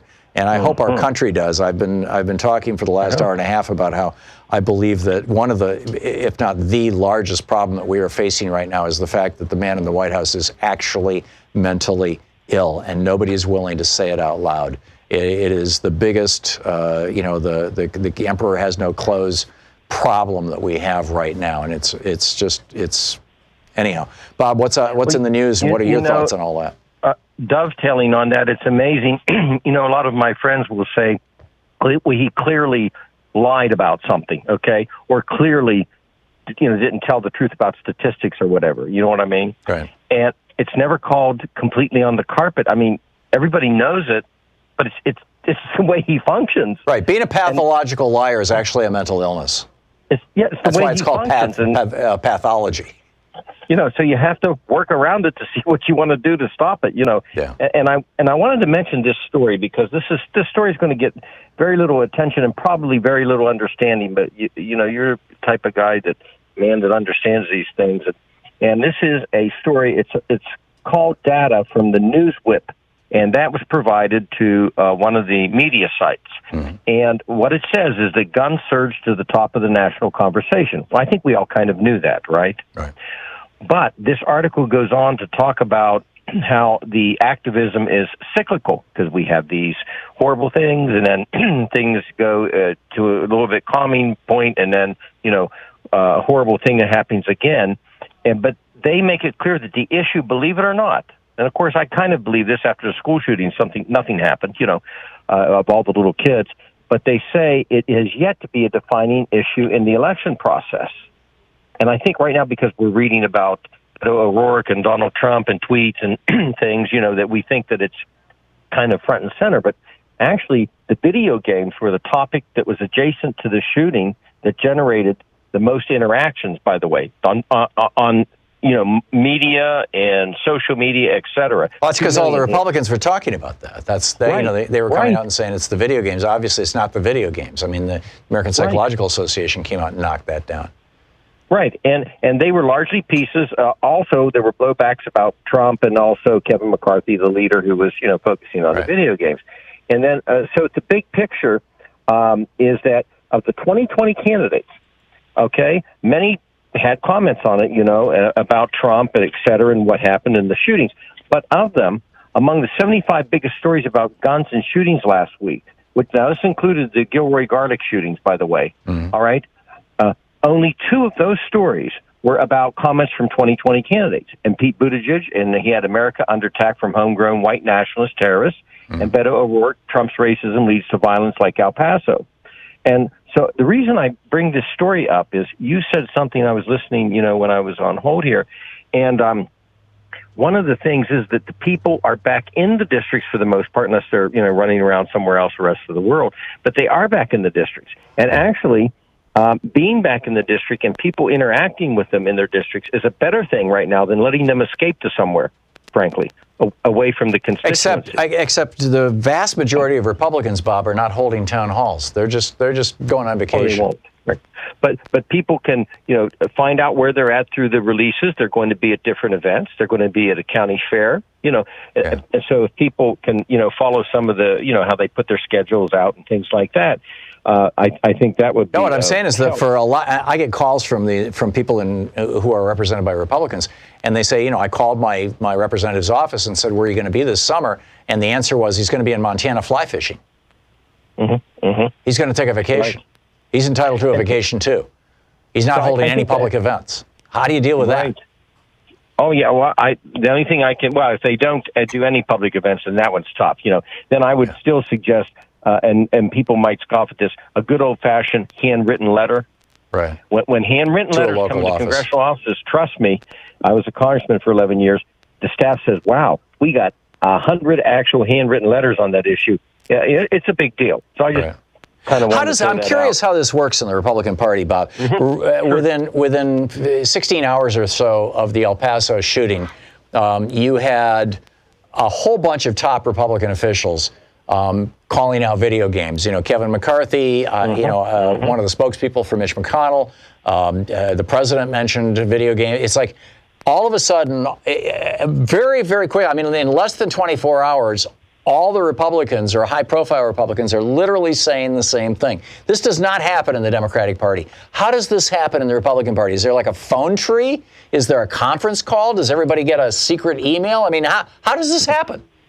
Well, they actually are very, very good because I was there. I was in the political arm of the party too. Sure. And they have a very, very great conference call-in system. They'll put out the alerts. You call the conference call. The communication. Usually, the communication leader of the party will say, this is our theme, et cetera. They have talking points. They do it mainly by conference call, though. Interesting. Which would be highly private. The same theme. Yeah.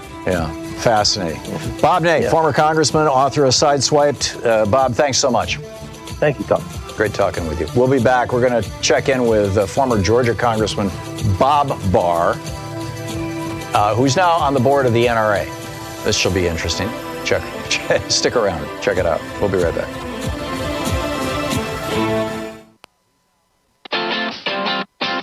You're listening to Thom Hartmann.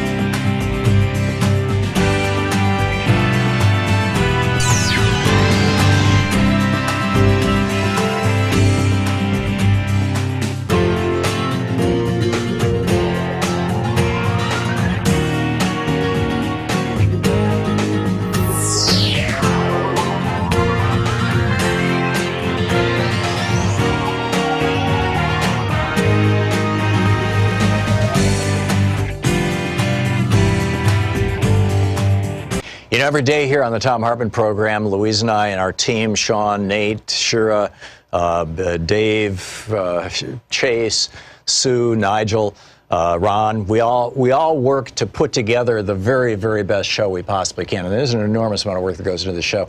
And one of the things that comes out of that is a lot of content, a lot of specific information that we go through and we dig out and, we want to share with you. And Sue puts that into our newsletter every week. And I think you will, if you don't already receive our newsletter, it comes in email every day, about an hour after we're off the air, or maybe a couple hours after we're off the air. And Sue goes through and pulls literally every link to every story that we talked about and puts it into the newsletter. It's free. We don't sell a list or anything. You complete safety and security. There's no charge. There's no nothing. Just, plug in your email address over at thomhartmann.com and you get signed up for the newsletter. It's all fairly obvious. You'll see it on the website. So check it out, thomhartmann.com. Thank you.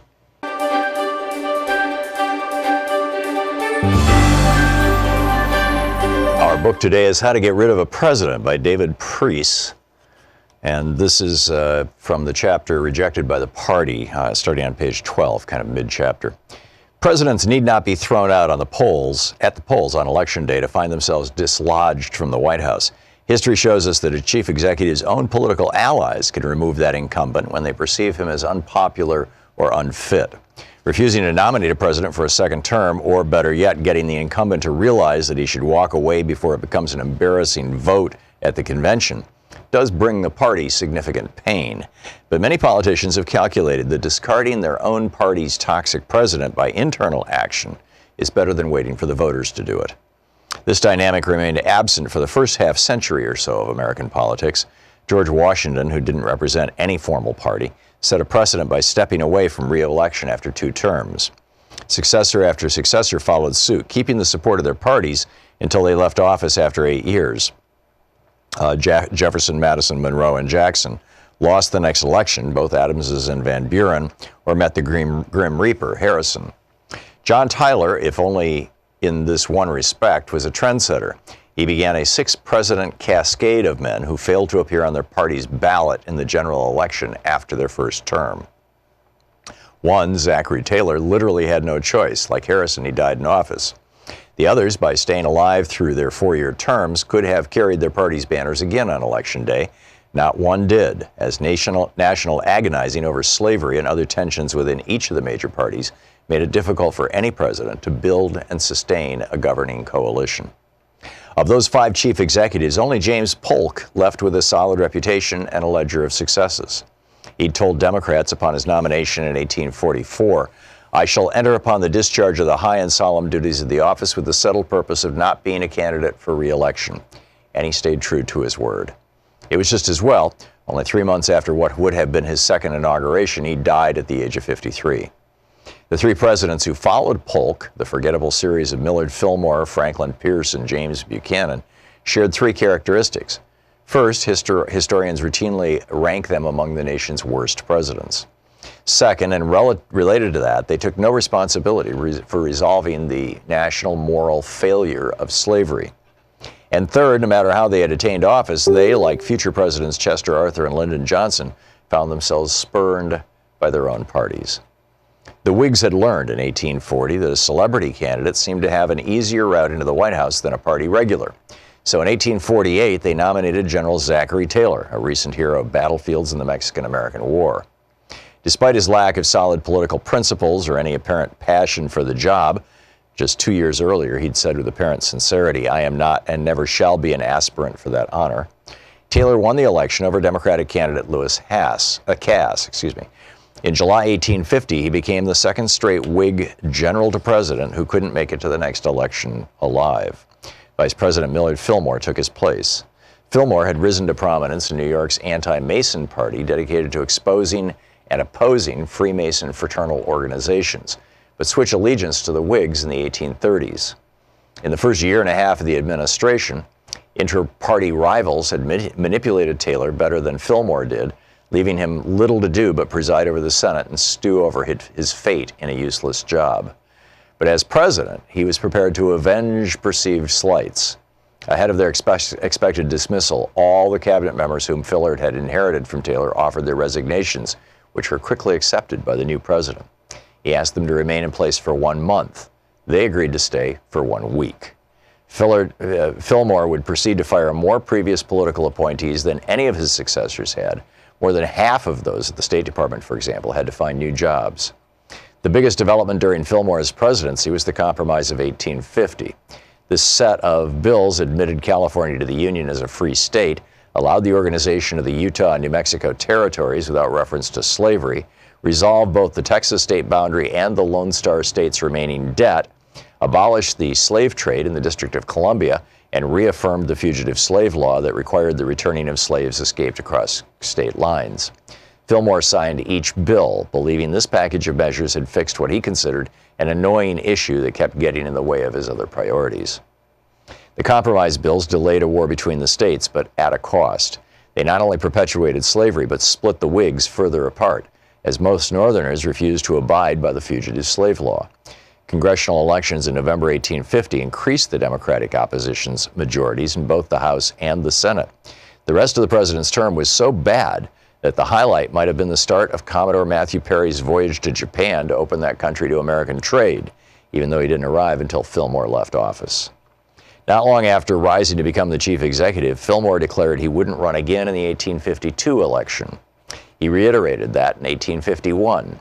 But the trappings of presidential power and the pleas of his remaining party faithful convinced him to retract that pledge and make a late entry into the field of candidates. He portrayed his about-face as a noble personal sacrifice for the good of the party and the country. And during the spring of that election year, 8 Whig state conventions endorsed him. As delegates gathered for what a leading historian of the era calls the longest, most rancorous, and most debilitating Whig National Convention ever to meet, the first tally had Fillmore in the lead. How to get rid of a president. Want to connect with the show online? You can find the Thom Hartmann Program on Facebook, Twitter, and Instagram.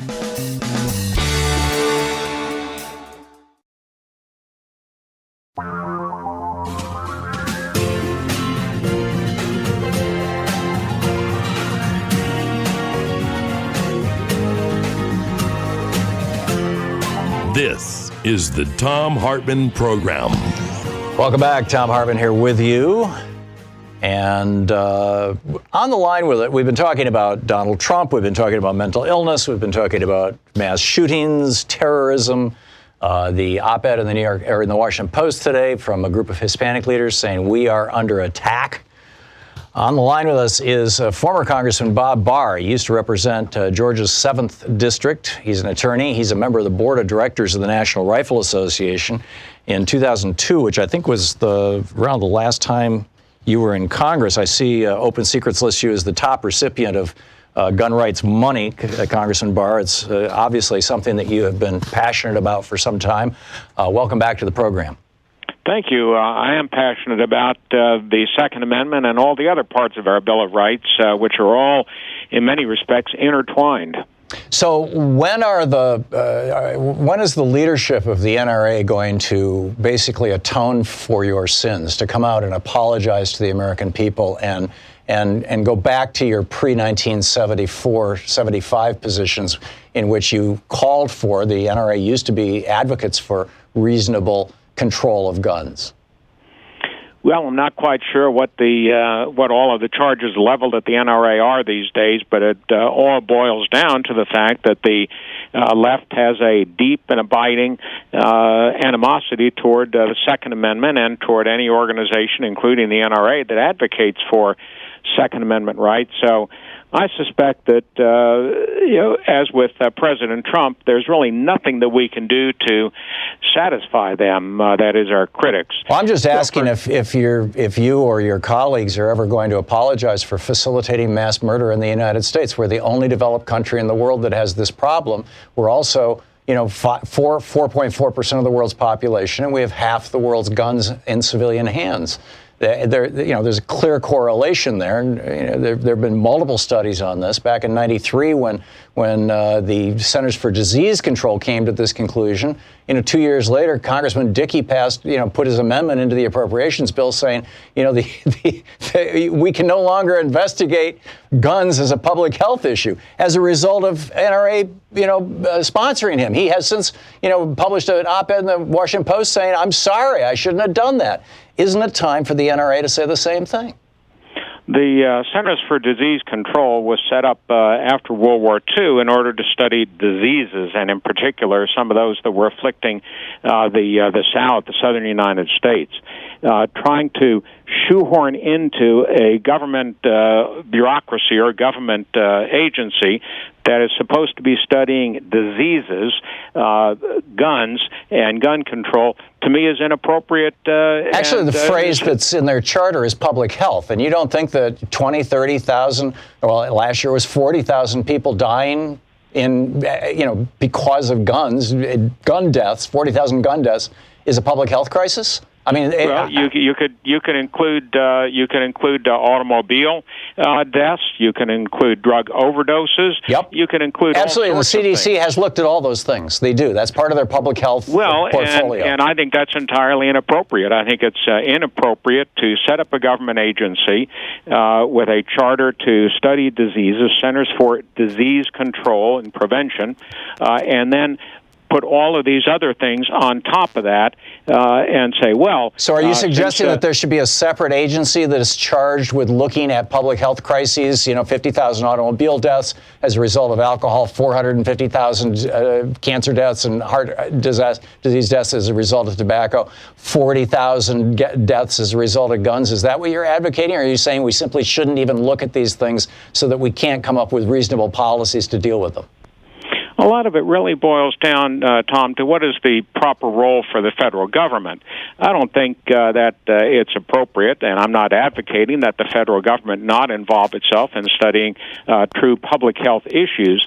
What I am saying is if Congress decides on behalf of the American people by majority votes and the president signs legislation saying that this is a particular problem that we want to devote funds and public resources to, then fine. Let Congress do that and let a president sign it.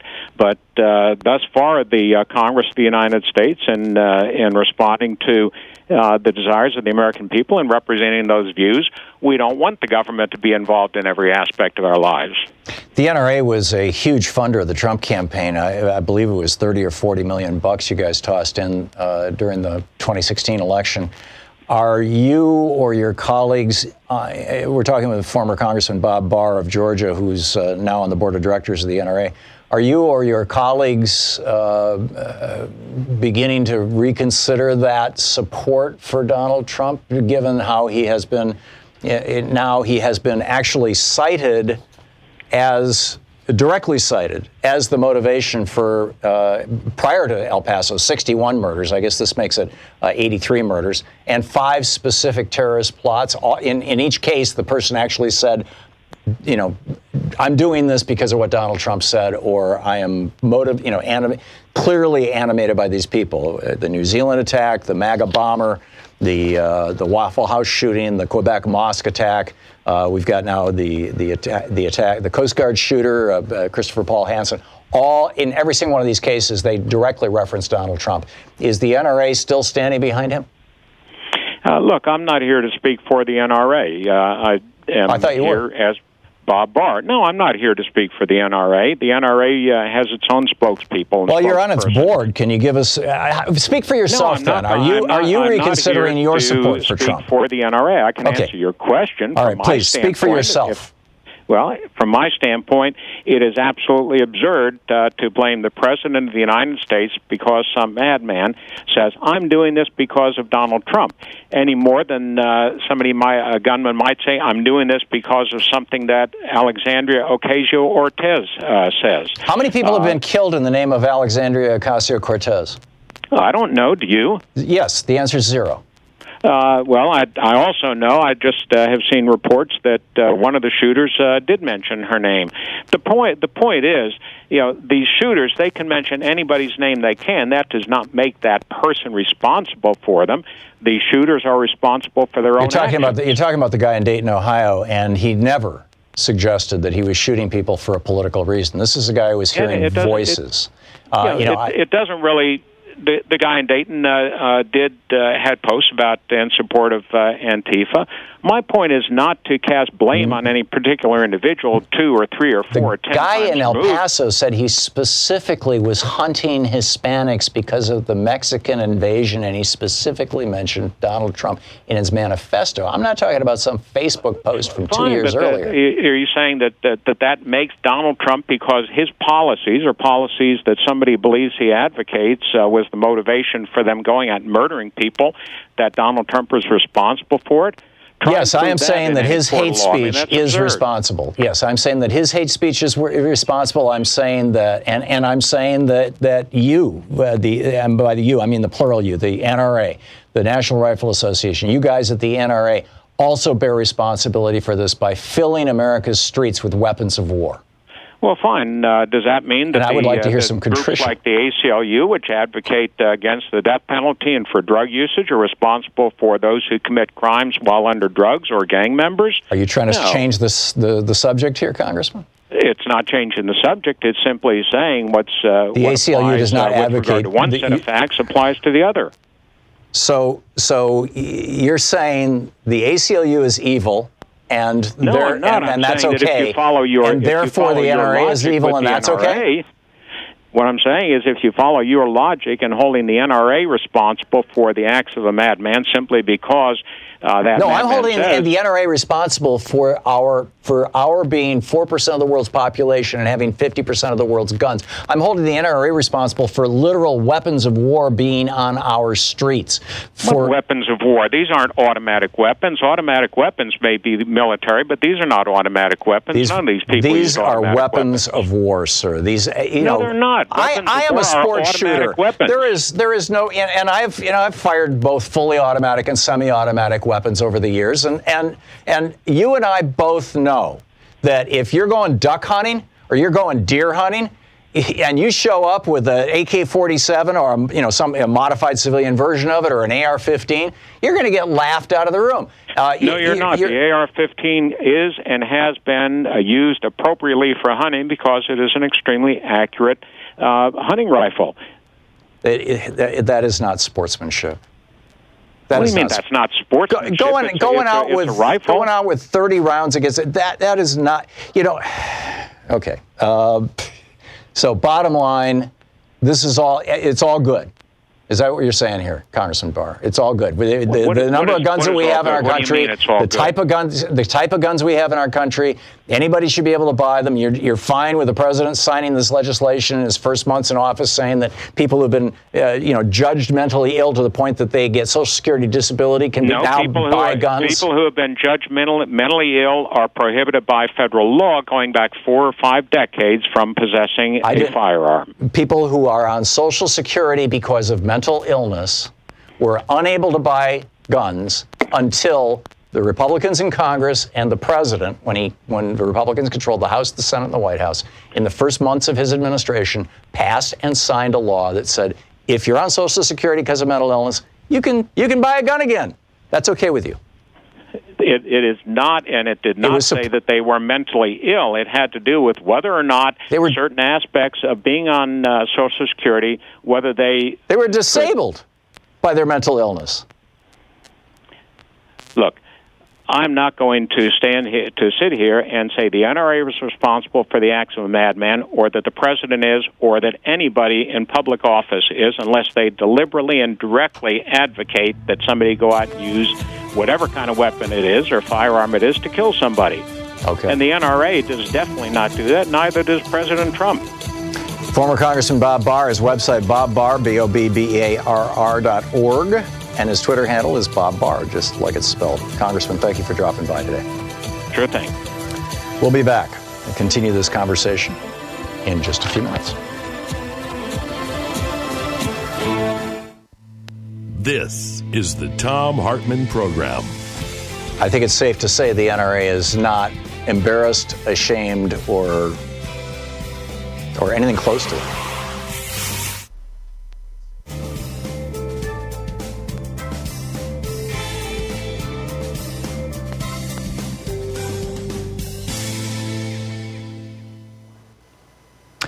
and welcome back.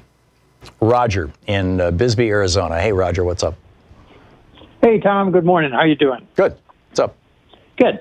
Hey, I'm about an hour ago, I think, when I got on this, you were talking about the far-reaching effects of Trump's mental condition, and I wanted to share with you an instance that happened to me because I think it's much more far-ranging than we may think. I was on the internet the other day, and I was watching some videos on experimental aircraft, and all of a sudden on YouTube pops up this nut job by the name of John Mark Says with a rant about proprietarianism and secession and how don't worry about the liberals because we got more guns and ammunition than they got, and then goes through a 10 or 12 point breakdown of how each and every time having more guns and ammo is more important than any other points. Don't know if you've heard of this guy or not, but I see he's on YouTube and Patreon and Twitter and a number of other things. But this is a guy who shows up in a suit with a motorcycle helmet on, so you can't see his face or who he is. But he's definitely preaching sedition.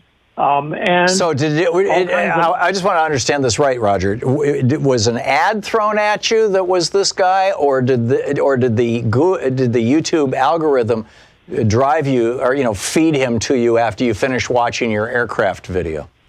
Well, I was in the middle of the aircraft video, and it showed it up on the right-hand side. So it may have very well been an algorithm that drove it.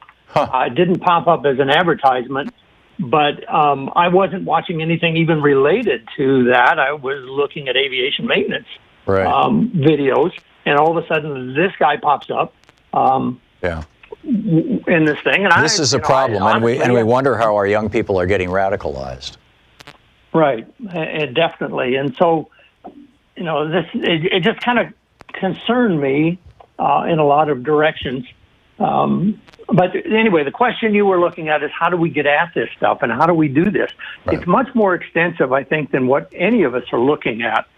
Definitely more extensive than what Congress is looking at, unless they've got a lot going on in the background that they're not talking about. But, these activities, as far as I can see, and when I look at a description or a definition of sedition, we've been involved in sedition with the Republican probably for 40 years now.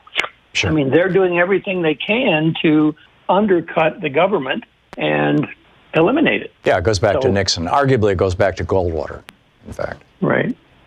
Well, anyway, that was my observation. Don't know if you've ever seen or heard this guy, but it's some really weird junk that he's putting out there, and his arguments are obtuse. And if you really have any critical thinking skills and you start listening to what he's saying, it's obvious to you that this is a ploy at somebody with a not very smart intellect and trying to make X, or he's a very A. effective salesperson for the weapons industry. I mean, if the sales pitch is you are not safe, you need to become safe, and the way you get safe is by having more guns and more bullets than anybody else, that's essentially a call to war. And that's the hard right is they want a race war. They want to recreate the Turner Diaries.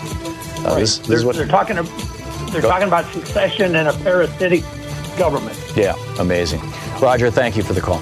We'll be back. It's 22 minutes past the hour.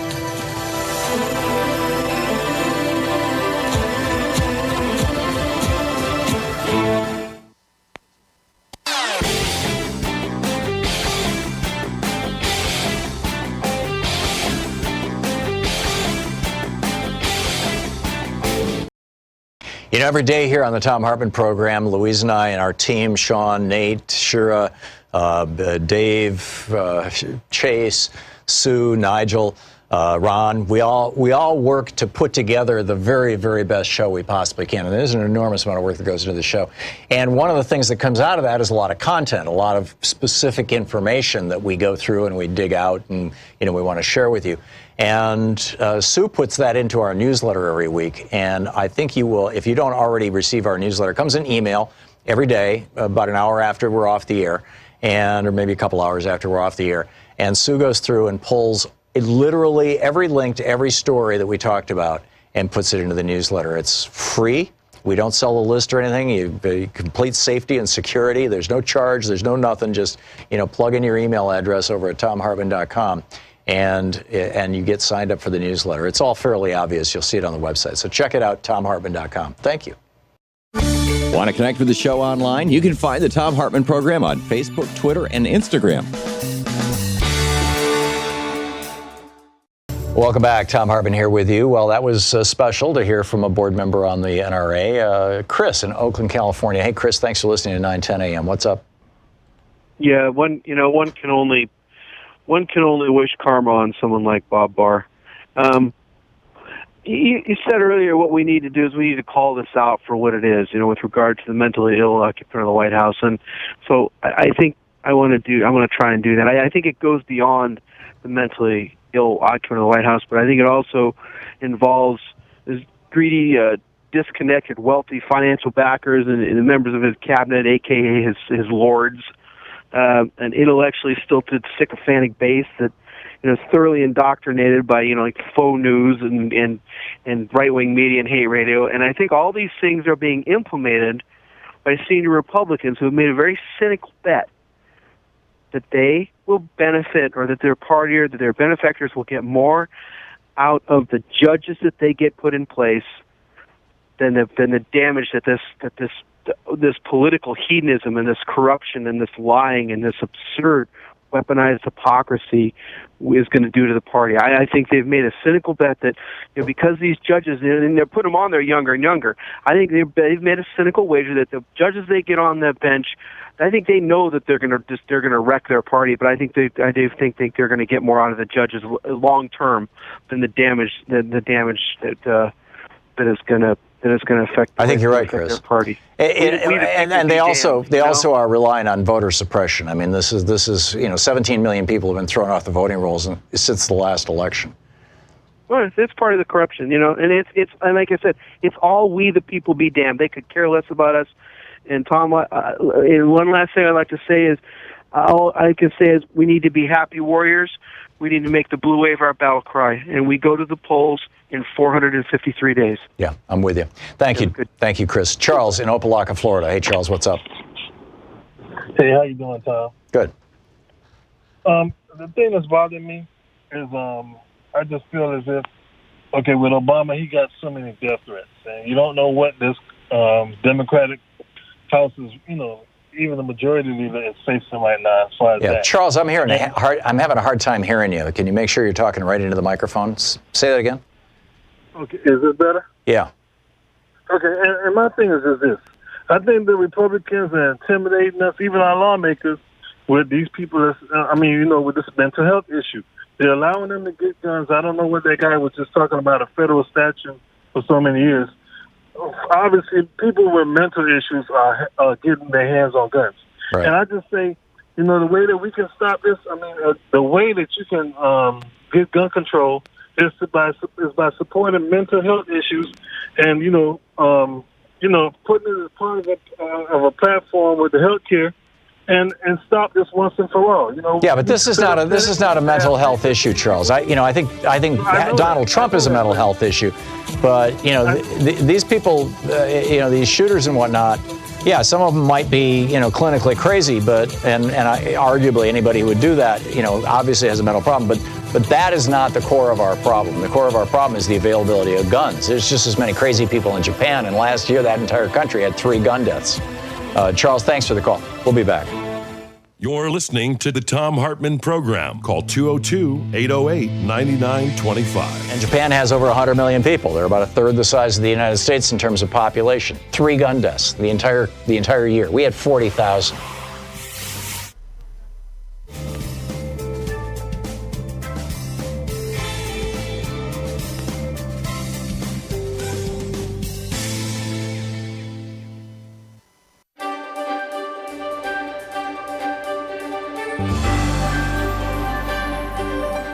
Our book today for the Thom Hartmann Book Club is A Woman of No Importance, The Untold Story of the American Spy Who Helped Win World War II by Sonia Purnell.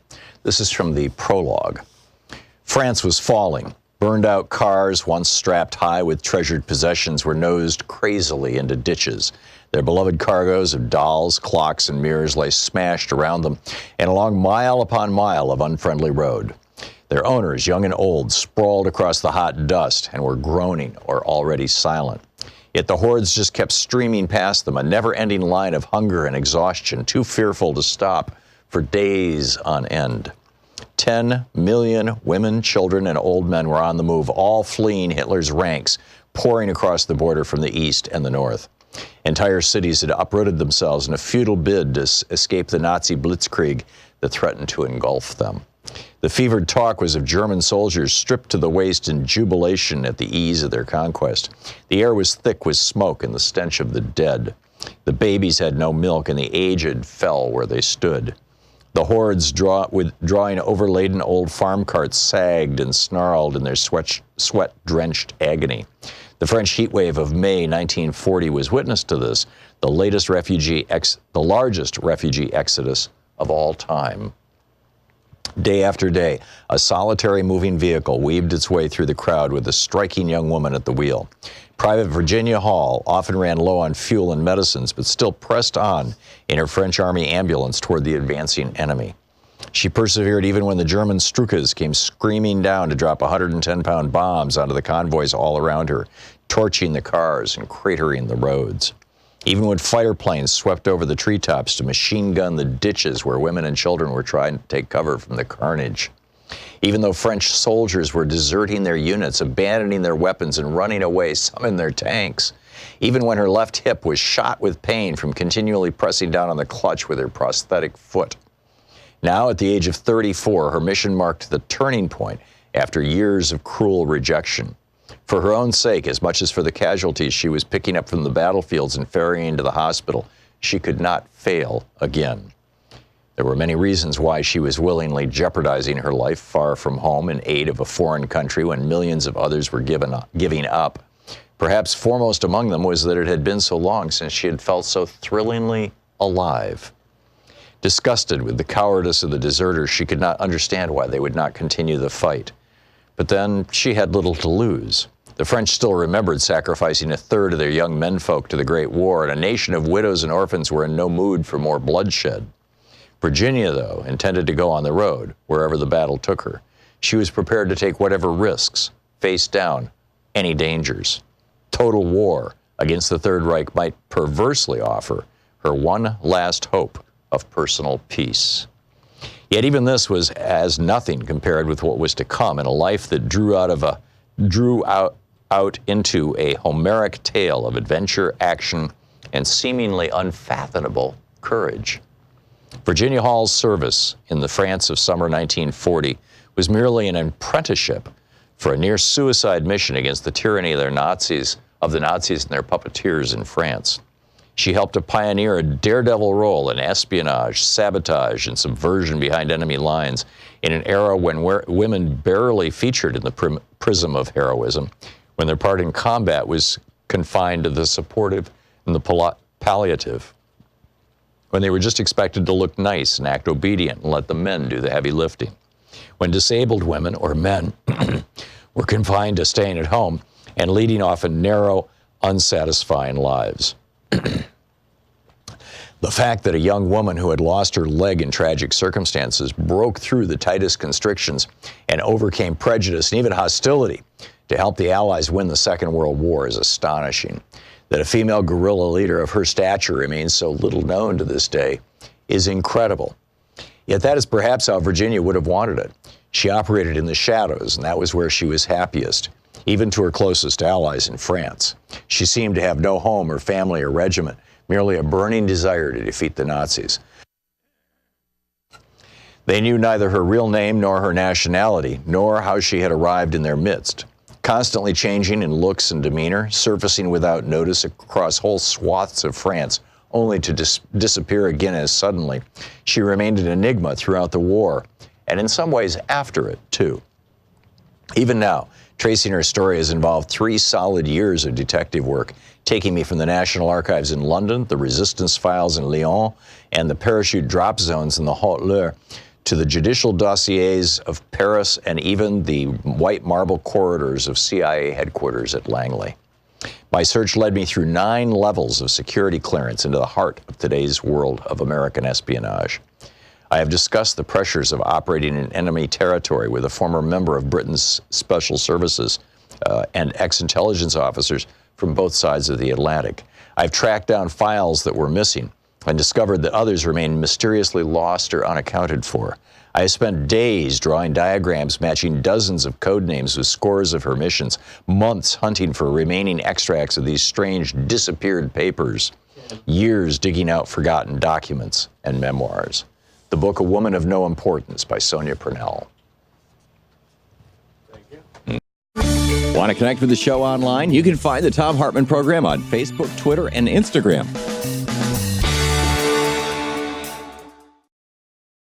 Has finished his trip to Dayton. He's on to El Paso. He hid out through the whole thing. They did the parade route, you know, where the president's car and all that kind of stuff comes into town, in a way that he couldn't see the protesters. They couldn't see him. They snuck him into the back of the hospital. He went up. Many of the people in the hospital didn't want to see him or talk to him. A few did. Probably a few Fox watchers. Who knows? I don't know. I'm guessing the stories will be coming out over time. And then they basically smuggled him back to the airplane and off he went.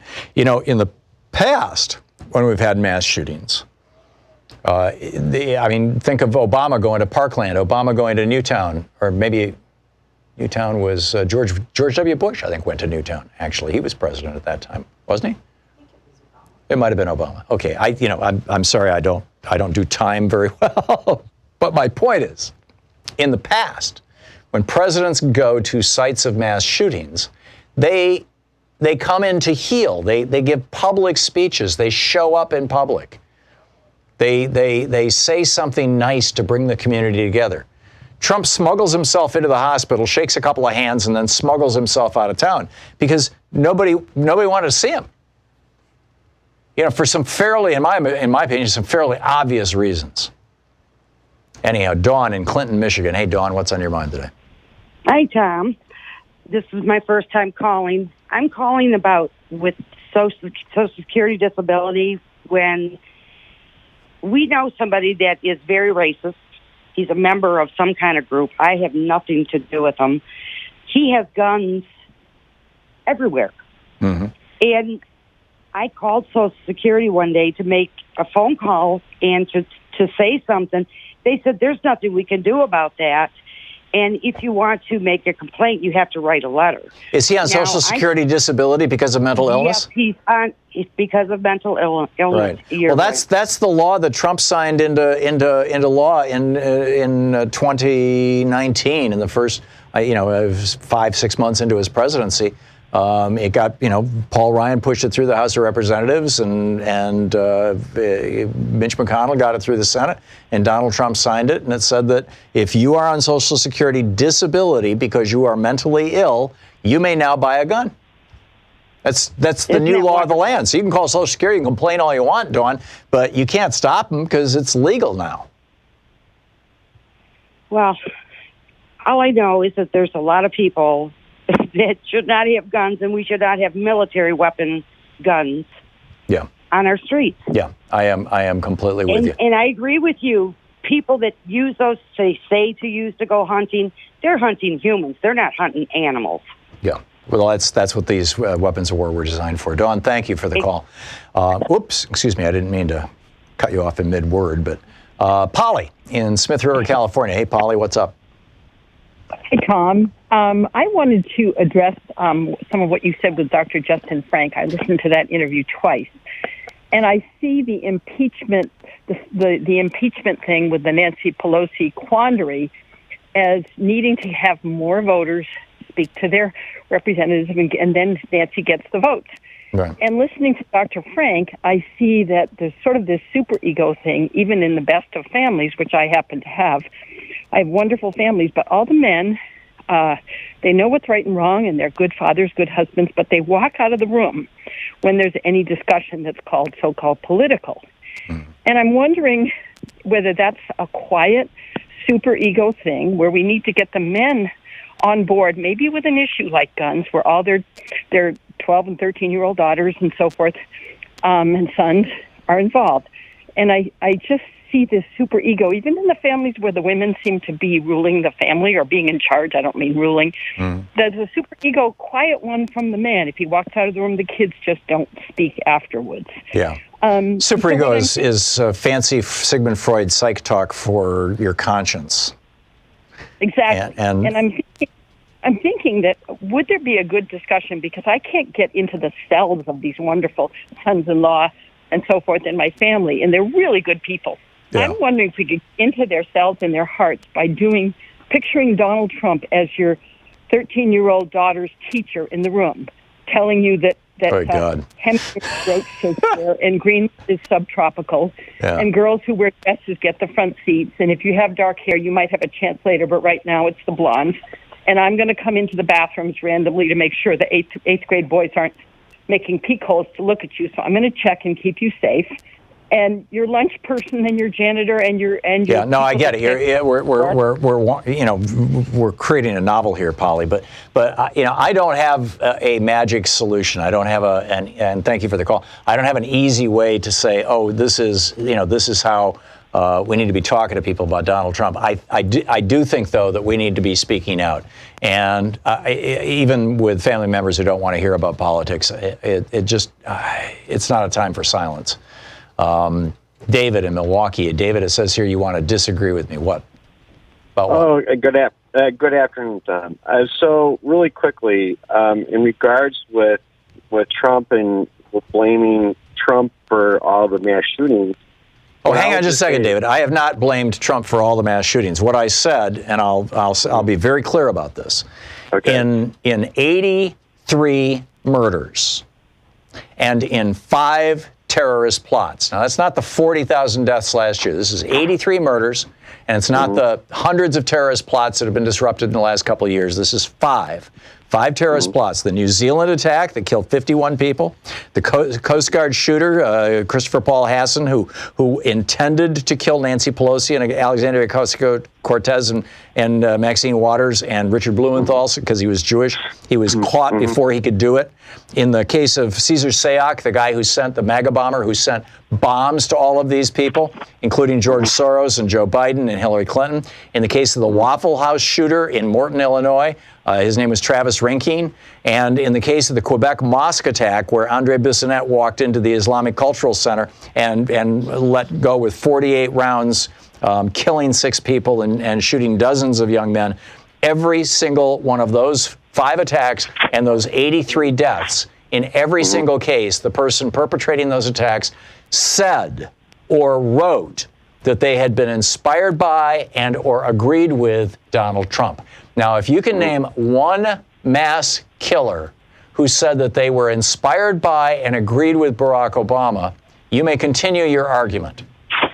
All right. So, he essentially gave $150 billion to Iran, and Iran was a sponsor of terrorism. No, David, you're changing the subject. You're wrong. The Iranian interests had $150 billion in U.S. banks, and we had frozen that back during the Carter era, and Obama unfroze or gave Iran back their own money in exchange for doing away with their nuclear program, stopping, and not building any more nukes. I mean, obviously, you've got nothing else to say if that's where you're going. Emil or is it Emily in Riverside, California? Hi, Tom. It's Emil. Emil, hey, what's up? I'd like to thank you for all the hard work that you put into this show. I love it. It's great. Thank you. I'm worried about the messaging or the labeling of Donald Trump as a mental illness person. I think that might give him an out or a way to kind of not be held accountable for all the crimes that he's committing. If this was a regular criminal defendant, if this was a local cop, who had behaved weirdly or something like that, I would completely agree with you. I think the mental illness defense is very problematic. And we can have a conversation about that. But we're talking about the guy who is president of the United States, who has his finger on the nuclear button, who is messing in international relations with other nuclear-armed countries, who has let the relationship between India and Pakistan go to hell as India just pulled protection from Kashmir, who has enabled Kim Jong-un, a murderous, literally a murderous, he killed his brother, for God's sake, a tyrant in North Korea, empowering him, who praises Duterte in the Philippines when he says that he wants to rape local beauty queens. I mean, this guy is mentally ill, and he's our president, and we need to acknowledge his mental illness, or we're not going to be able to deal with it. We can't deal with it as if he's just a normal person. He's sick. Yeah, you got that right. Yeah, okay, thank you. Peter in Chicago. Hey, Peter, what's on your mind? Hello, Tom. Lots to discuss here. Hopefully I get a chance to do it. But basically what it comes down to, the number one thing that people have to remember, and the left always seems to try to shadow this, is that the Second Amendment is not for hunting. It's not for killing ducks. It's not for killing Bambi. It is to protect the citizens from tyrannical government takeover. And Peter, that's simply not true. They're literally no, Peter. That came out of a 1974 article in the NRA's magazine, The Rifleman. That was the first time that was actually seriously floated. If I encourage you to read my book, The Hidden History of Guns and the Second Amendment, because there's an entire chapter about this myth. And I went back and I read Madison's notes on the Constitutional Convention. I read the debates in the Constitutional Convention and the discussion of what became the Second Amendment. I read the ratifying debates in 4 of the different states where they actually had debates with regard to the Second Amendment. It was ultimately edited rather extensively in the Virginia Ratifying Convention in the late summer of 1788. And in fact, I have an op-ed with links to all these things up over at Common Dreams and Alternate and Raw Story right now, if it hasn't scrolled off the message boards. The Second Amendment was put into place because Article 1, Section 8 of the Constitution says that Congress may not fund the Army for more than 2 years. The idea being, and this was an absolute consensus among the founders, that they did not want to have an army during times of peace because they were all students of history and they had seen European country fall after European country fall all the way back to the Greeks 3,000 years ago as a result of an army having too much time on their hands and no wars to fight. And so they didn't want to have an army during times of peace. So the answer was to do what Switzerland has done for the last 300 years, which is you have each one of the cantons or each one of the states in our case would have its own militia. And today we call them the National Guard. And because Article 1, Section 8 forced Congress to reconsider every 2 years whether or not to have a military, there had to be a backup plan if Congress decided to not continue to fund the Army. The Navy could be funded forever, but not the Army. And that backup plan was the state militias. And the Second Amendment was put into place to provide for those state militias. Period. Full stop. But the Supreme Court differs with that. The Supreme Court has never said that the Second Amendment is there so that you can take on your government if they are oppressive. They have never said that. They have never even intimated that. AR-15s will never be banned, Tom, because they are the most commonly used weapon. And Scalia... Yeah, and in 1932 or 33, Tommy guns were the most common weapons around, and they got banned. You know, it's not that difficult. Peter, good try. I get it. You know, good try 3 different times, 3 different arguments. But, you know, again, if you want the facts, check out my book, The Hidden History of Guns and the Second Amendment. It's all right there. You're listening to Thom Hartmann. Visit thomhartmann.com for audio and video archive. And when I wrote that book, I didn't read a bunch of other books and say, here's what other authors say. I literally went back and read the founding documents. It's original source, all of that research in there.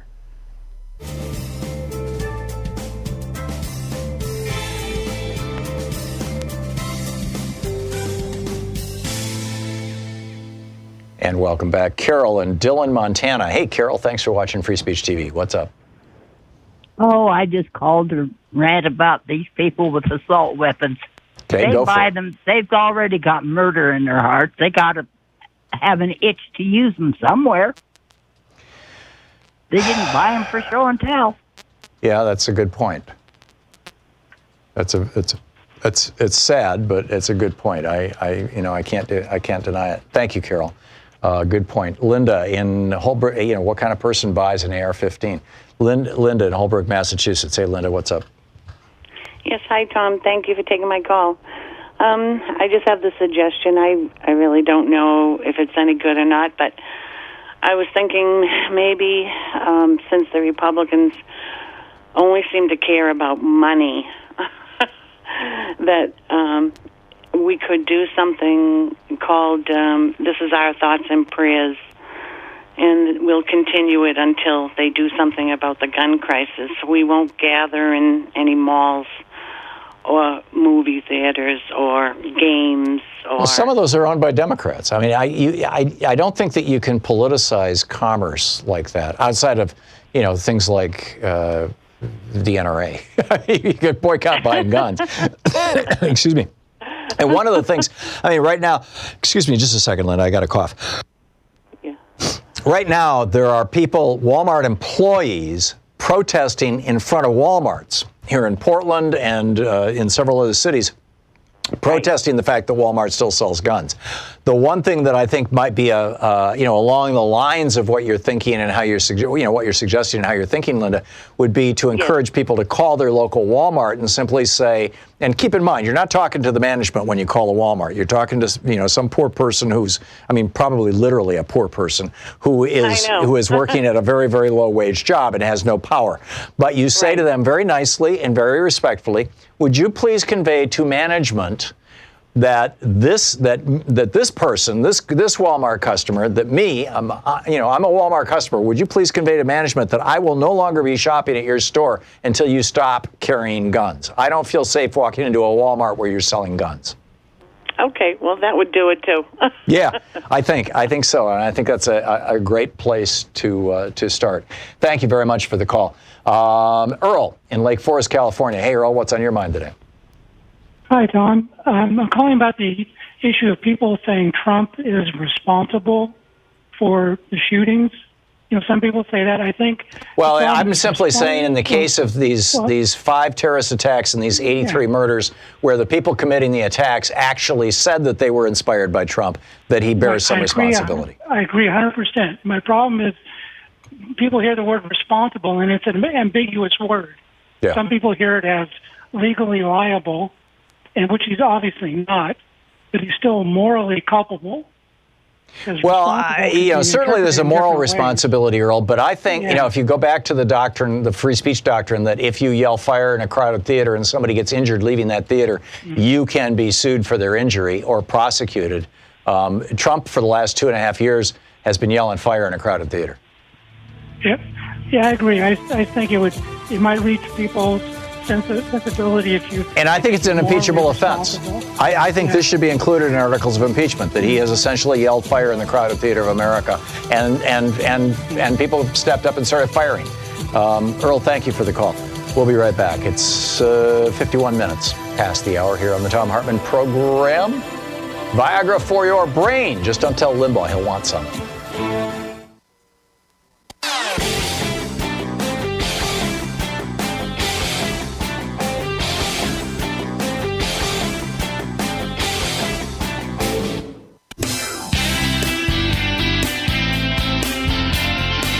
Welcome back. Brian in Dayton, Ohio. Hey, Brian, Dayton, Ohio. Trump was just there. Hey.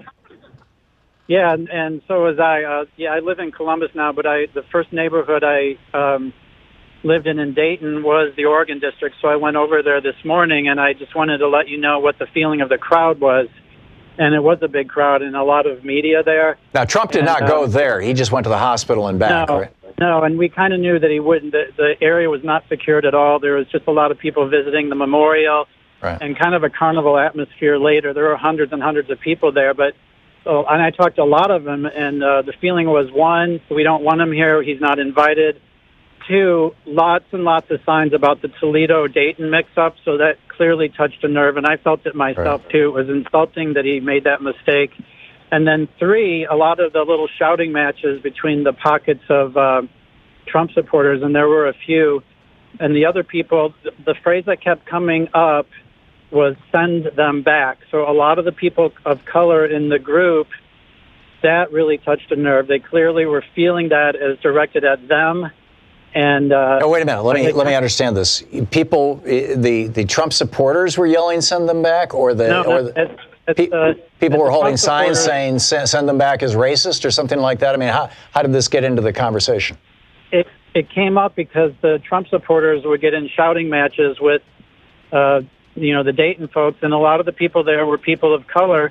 And every time they got in an argument, the person of color would bring it up as a phrase that clearly they felt was being directed at them. Right.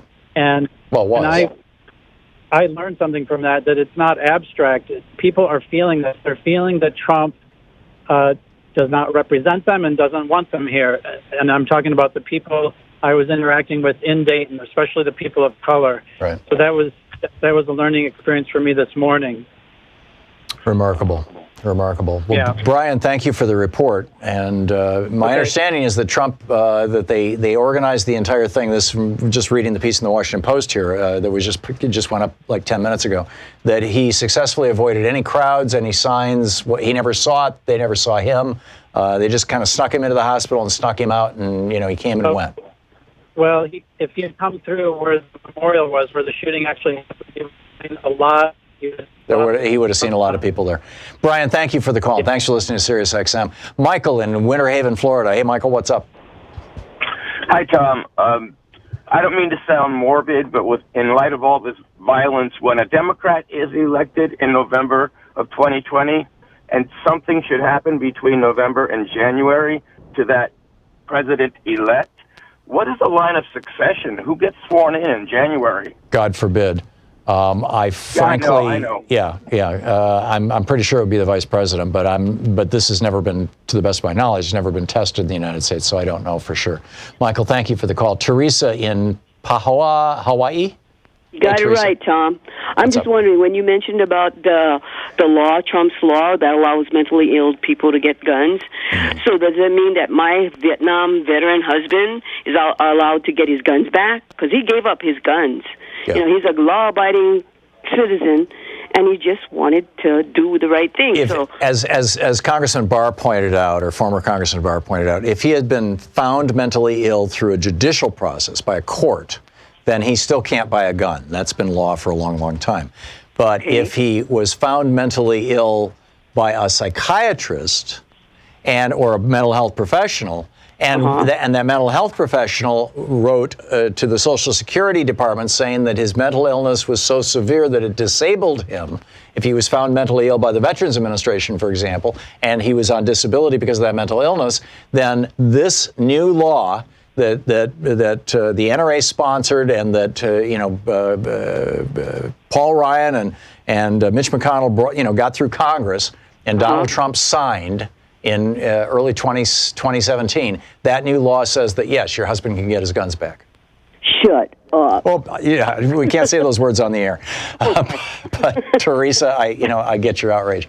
Thank you very much for the call. I'm not sure what the word was. She said maybe it was something else. Hector, hey Hector, I've got 3 seconds, Hector. That's not fair to you. Give us a call back, Hector, tomorrow, and we'll continue the conversation. My apologies. It's the end of the show, so thanks so much for being with us. What a fascinating day. Another day in a country being led by a man who is suffering from a profound and dangerous set of mental illnesses. And we must acknowledge this. We must begin this conversation in the mainstream press about what do we do as a country when our president himself is actually mentally incapacitated, a pathological liar, among other things. And don't forget, democracy is not a spectator sport. It requires you. So get out there, get active, tag, you're it. See you tomorrow. You've been listening to Thom Hartmann. For audio and video archives, visit thomhartmann.com.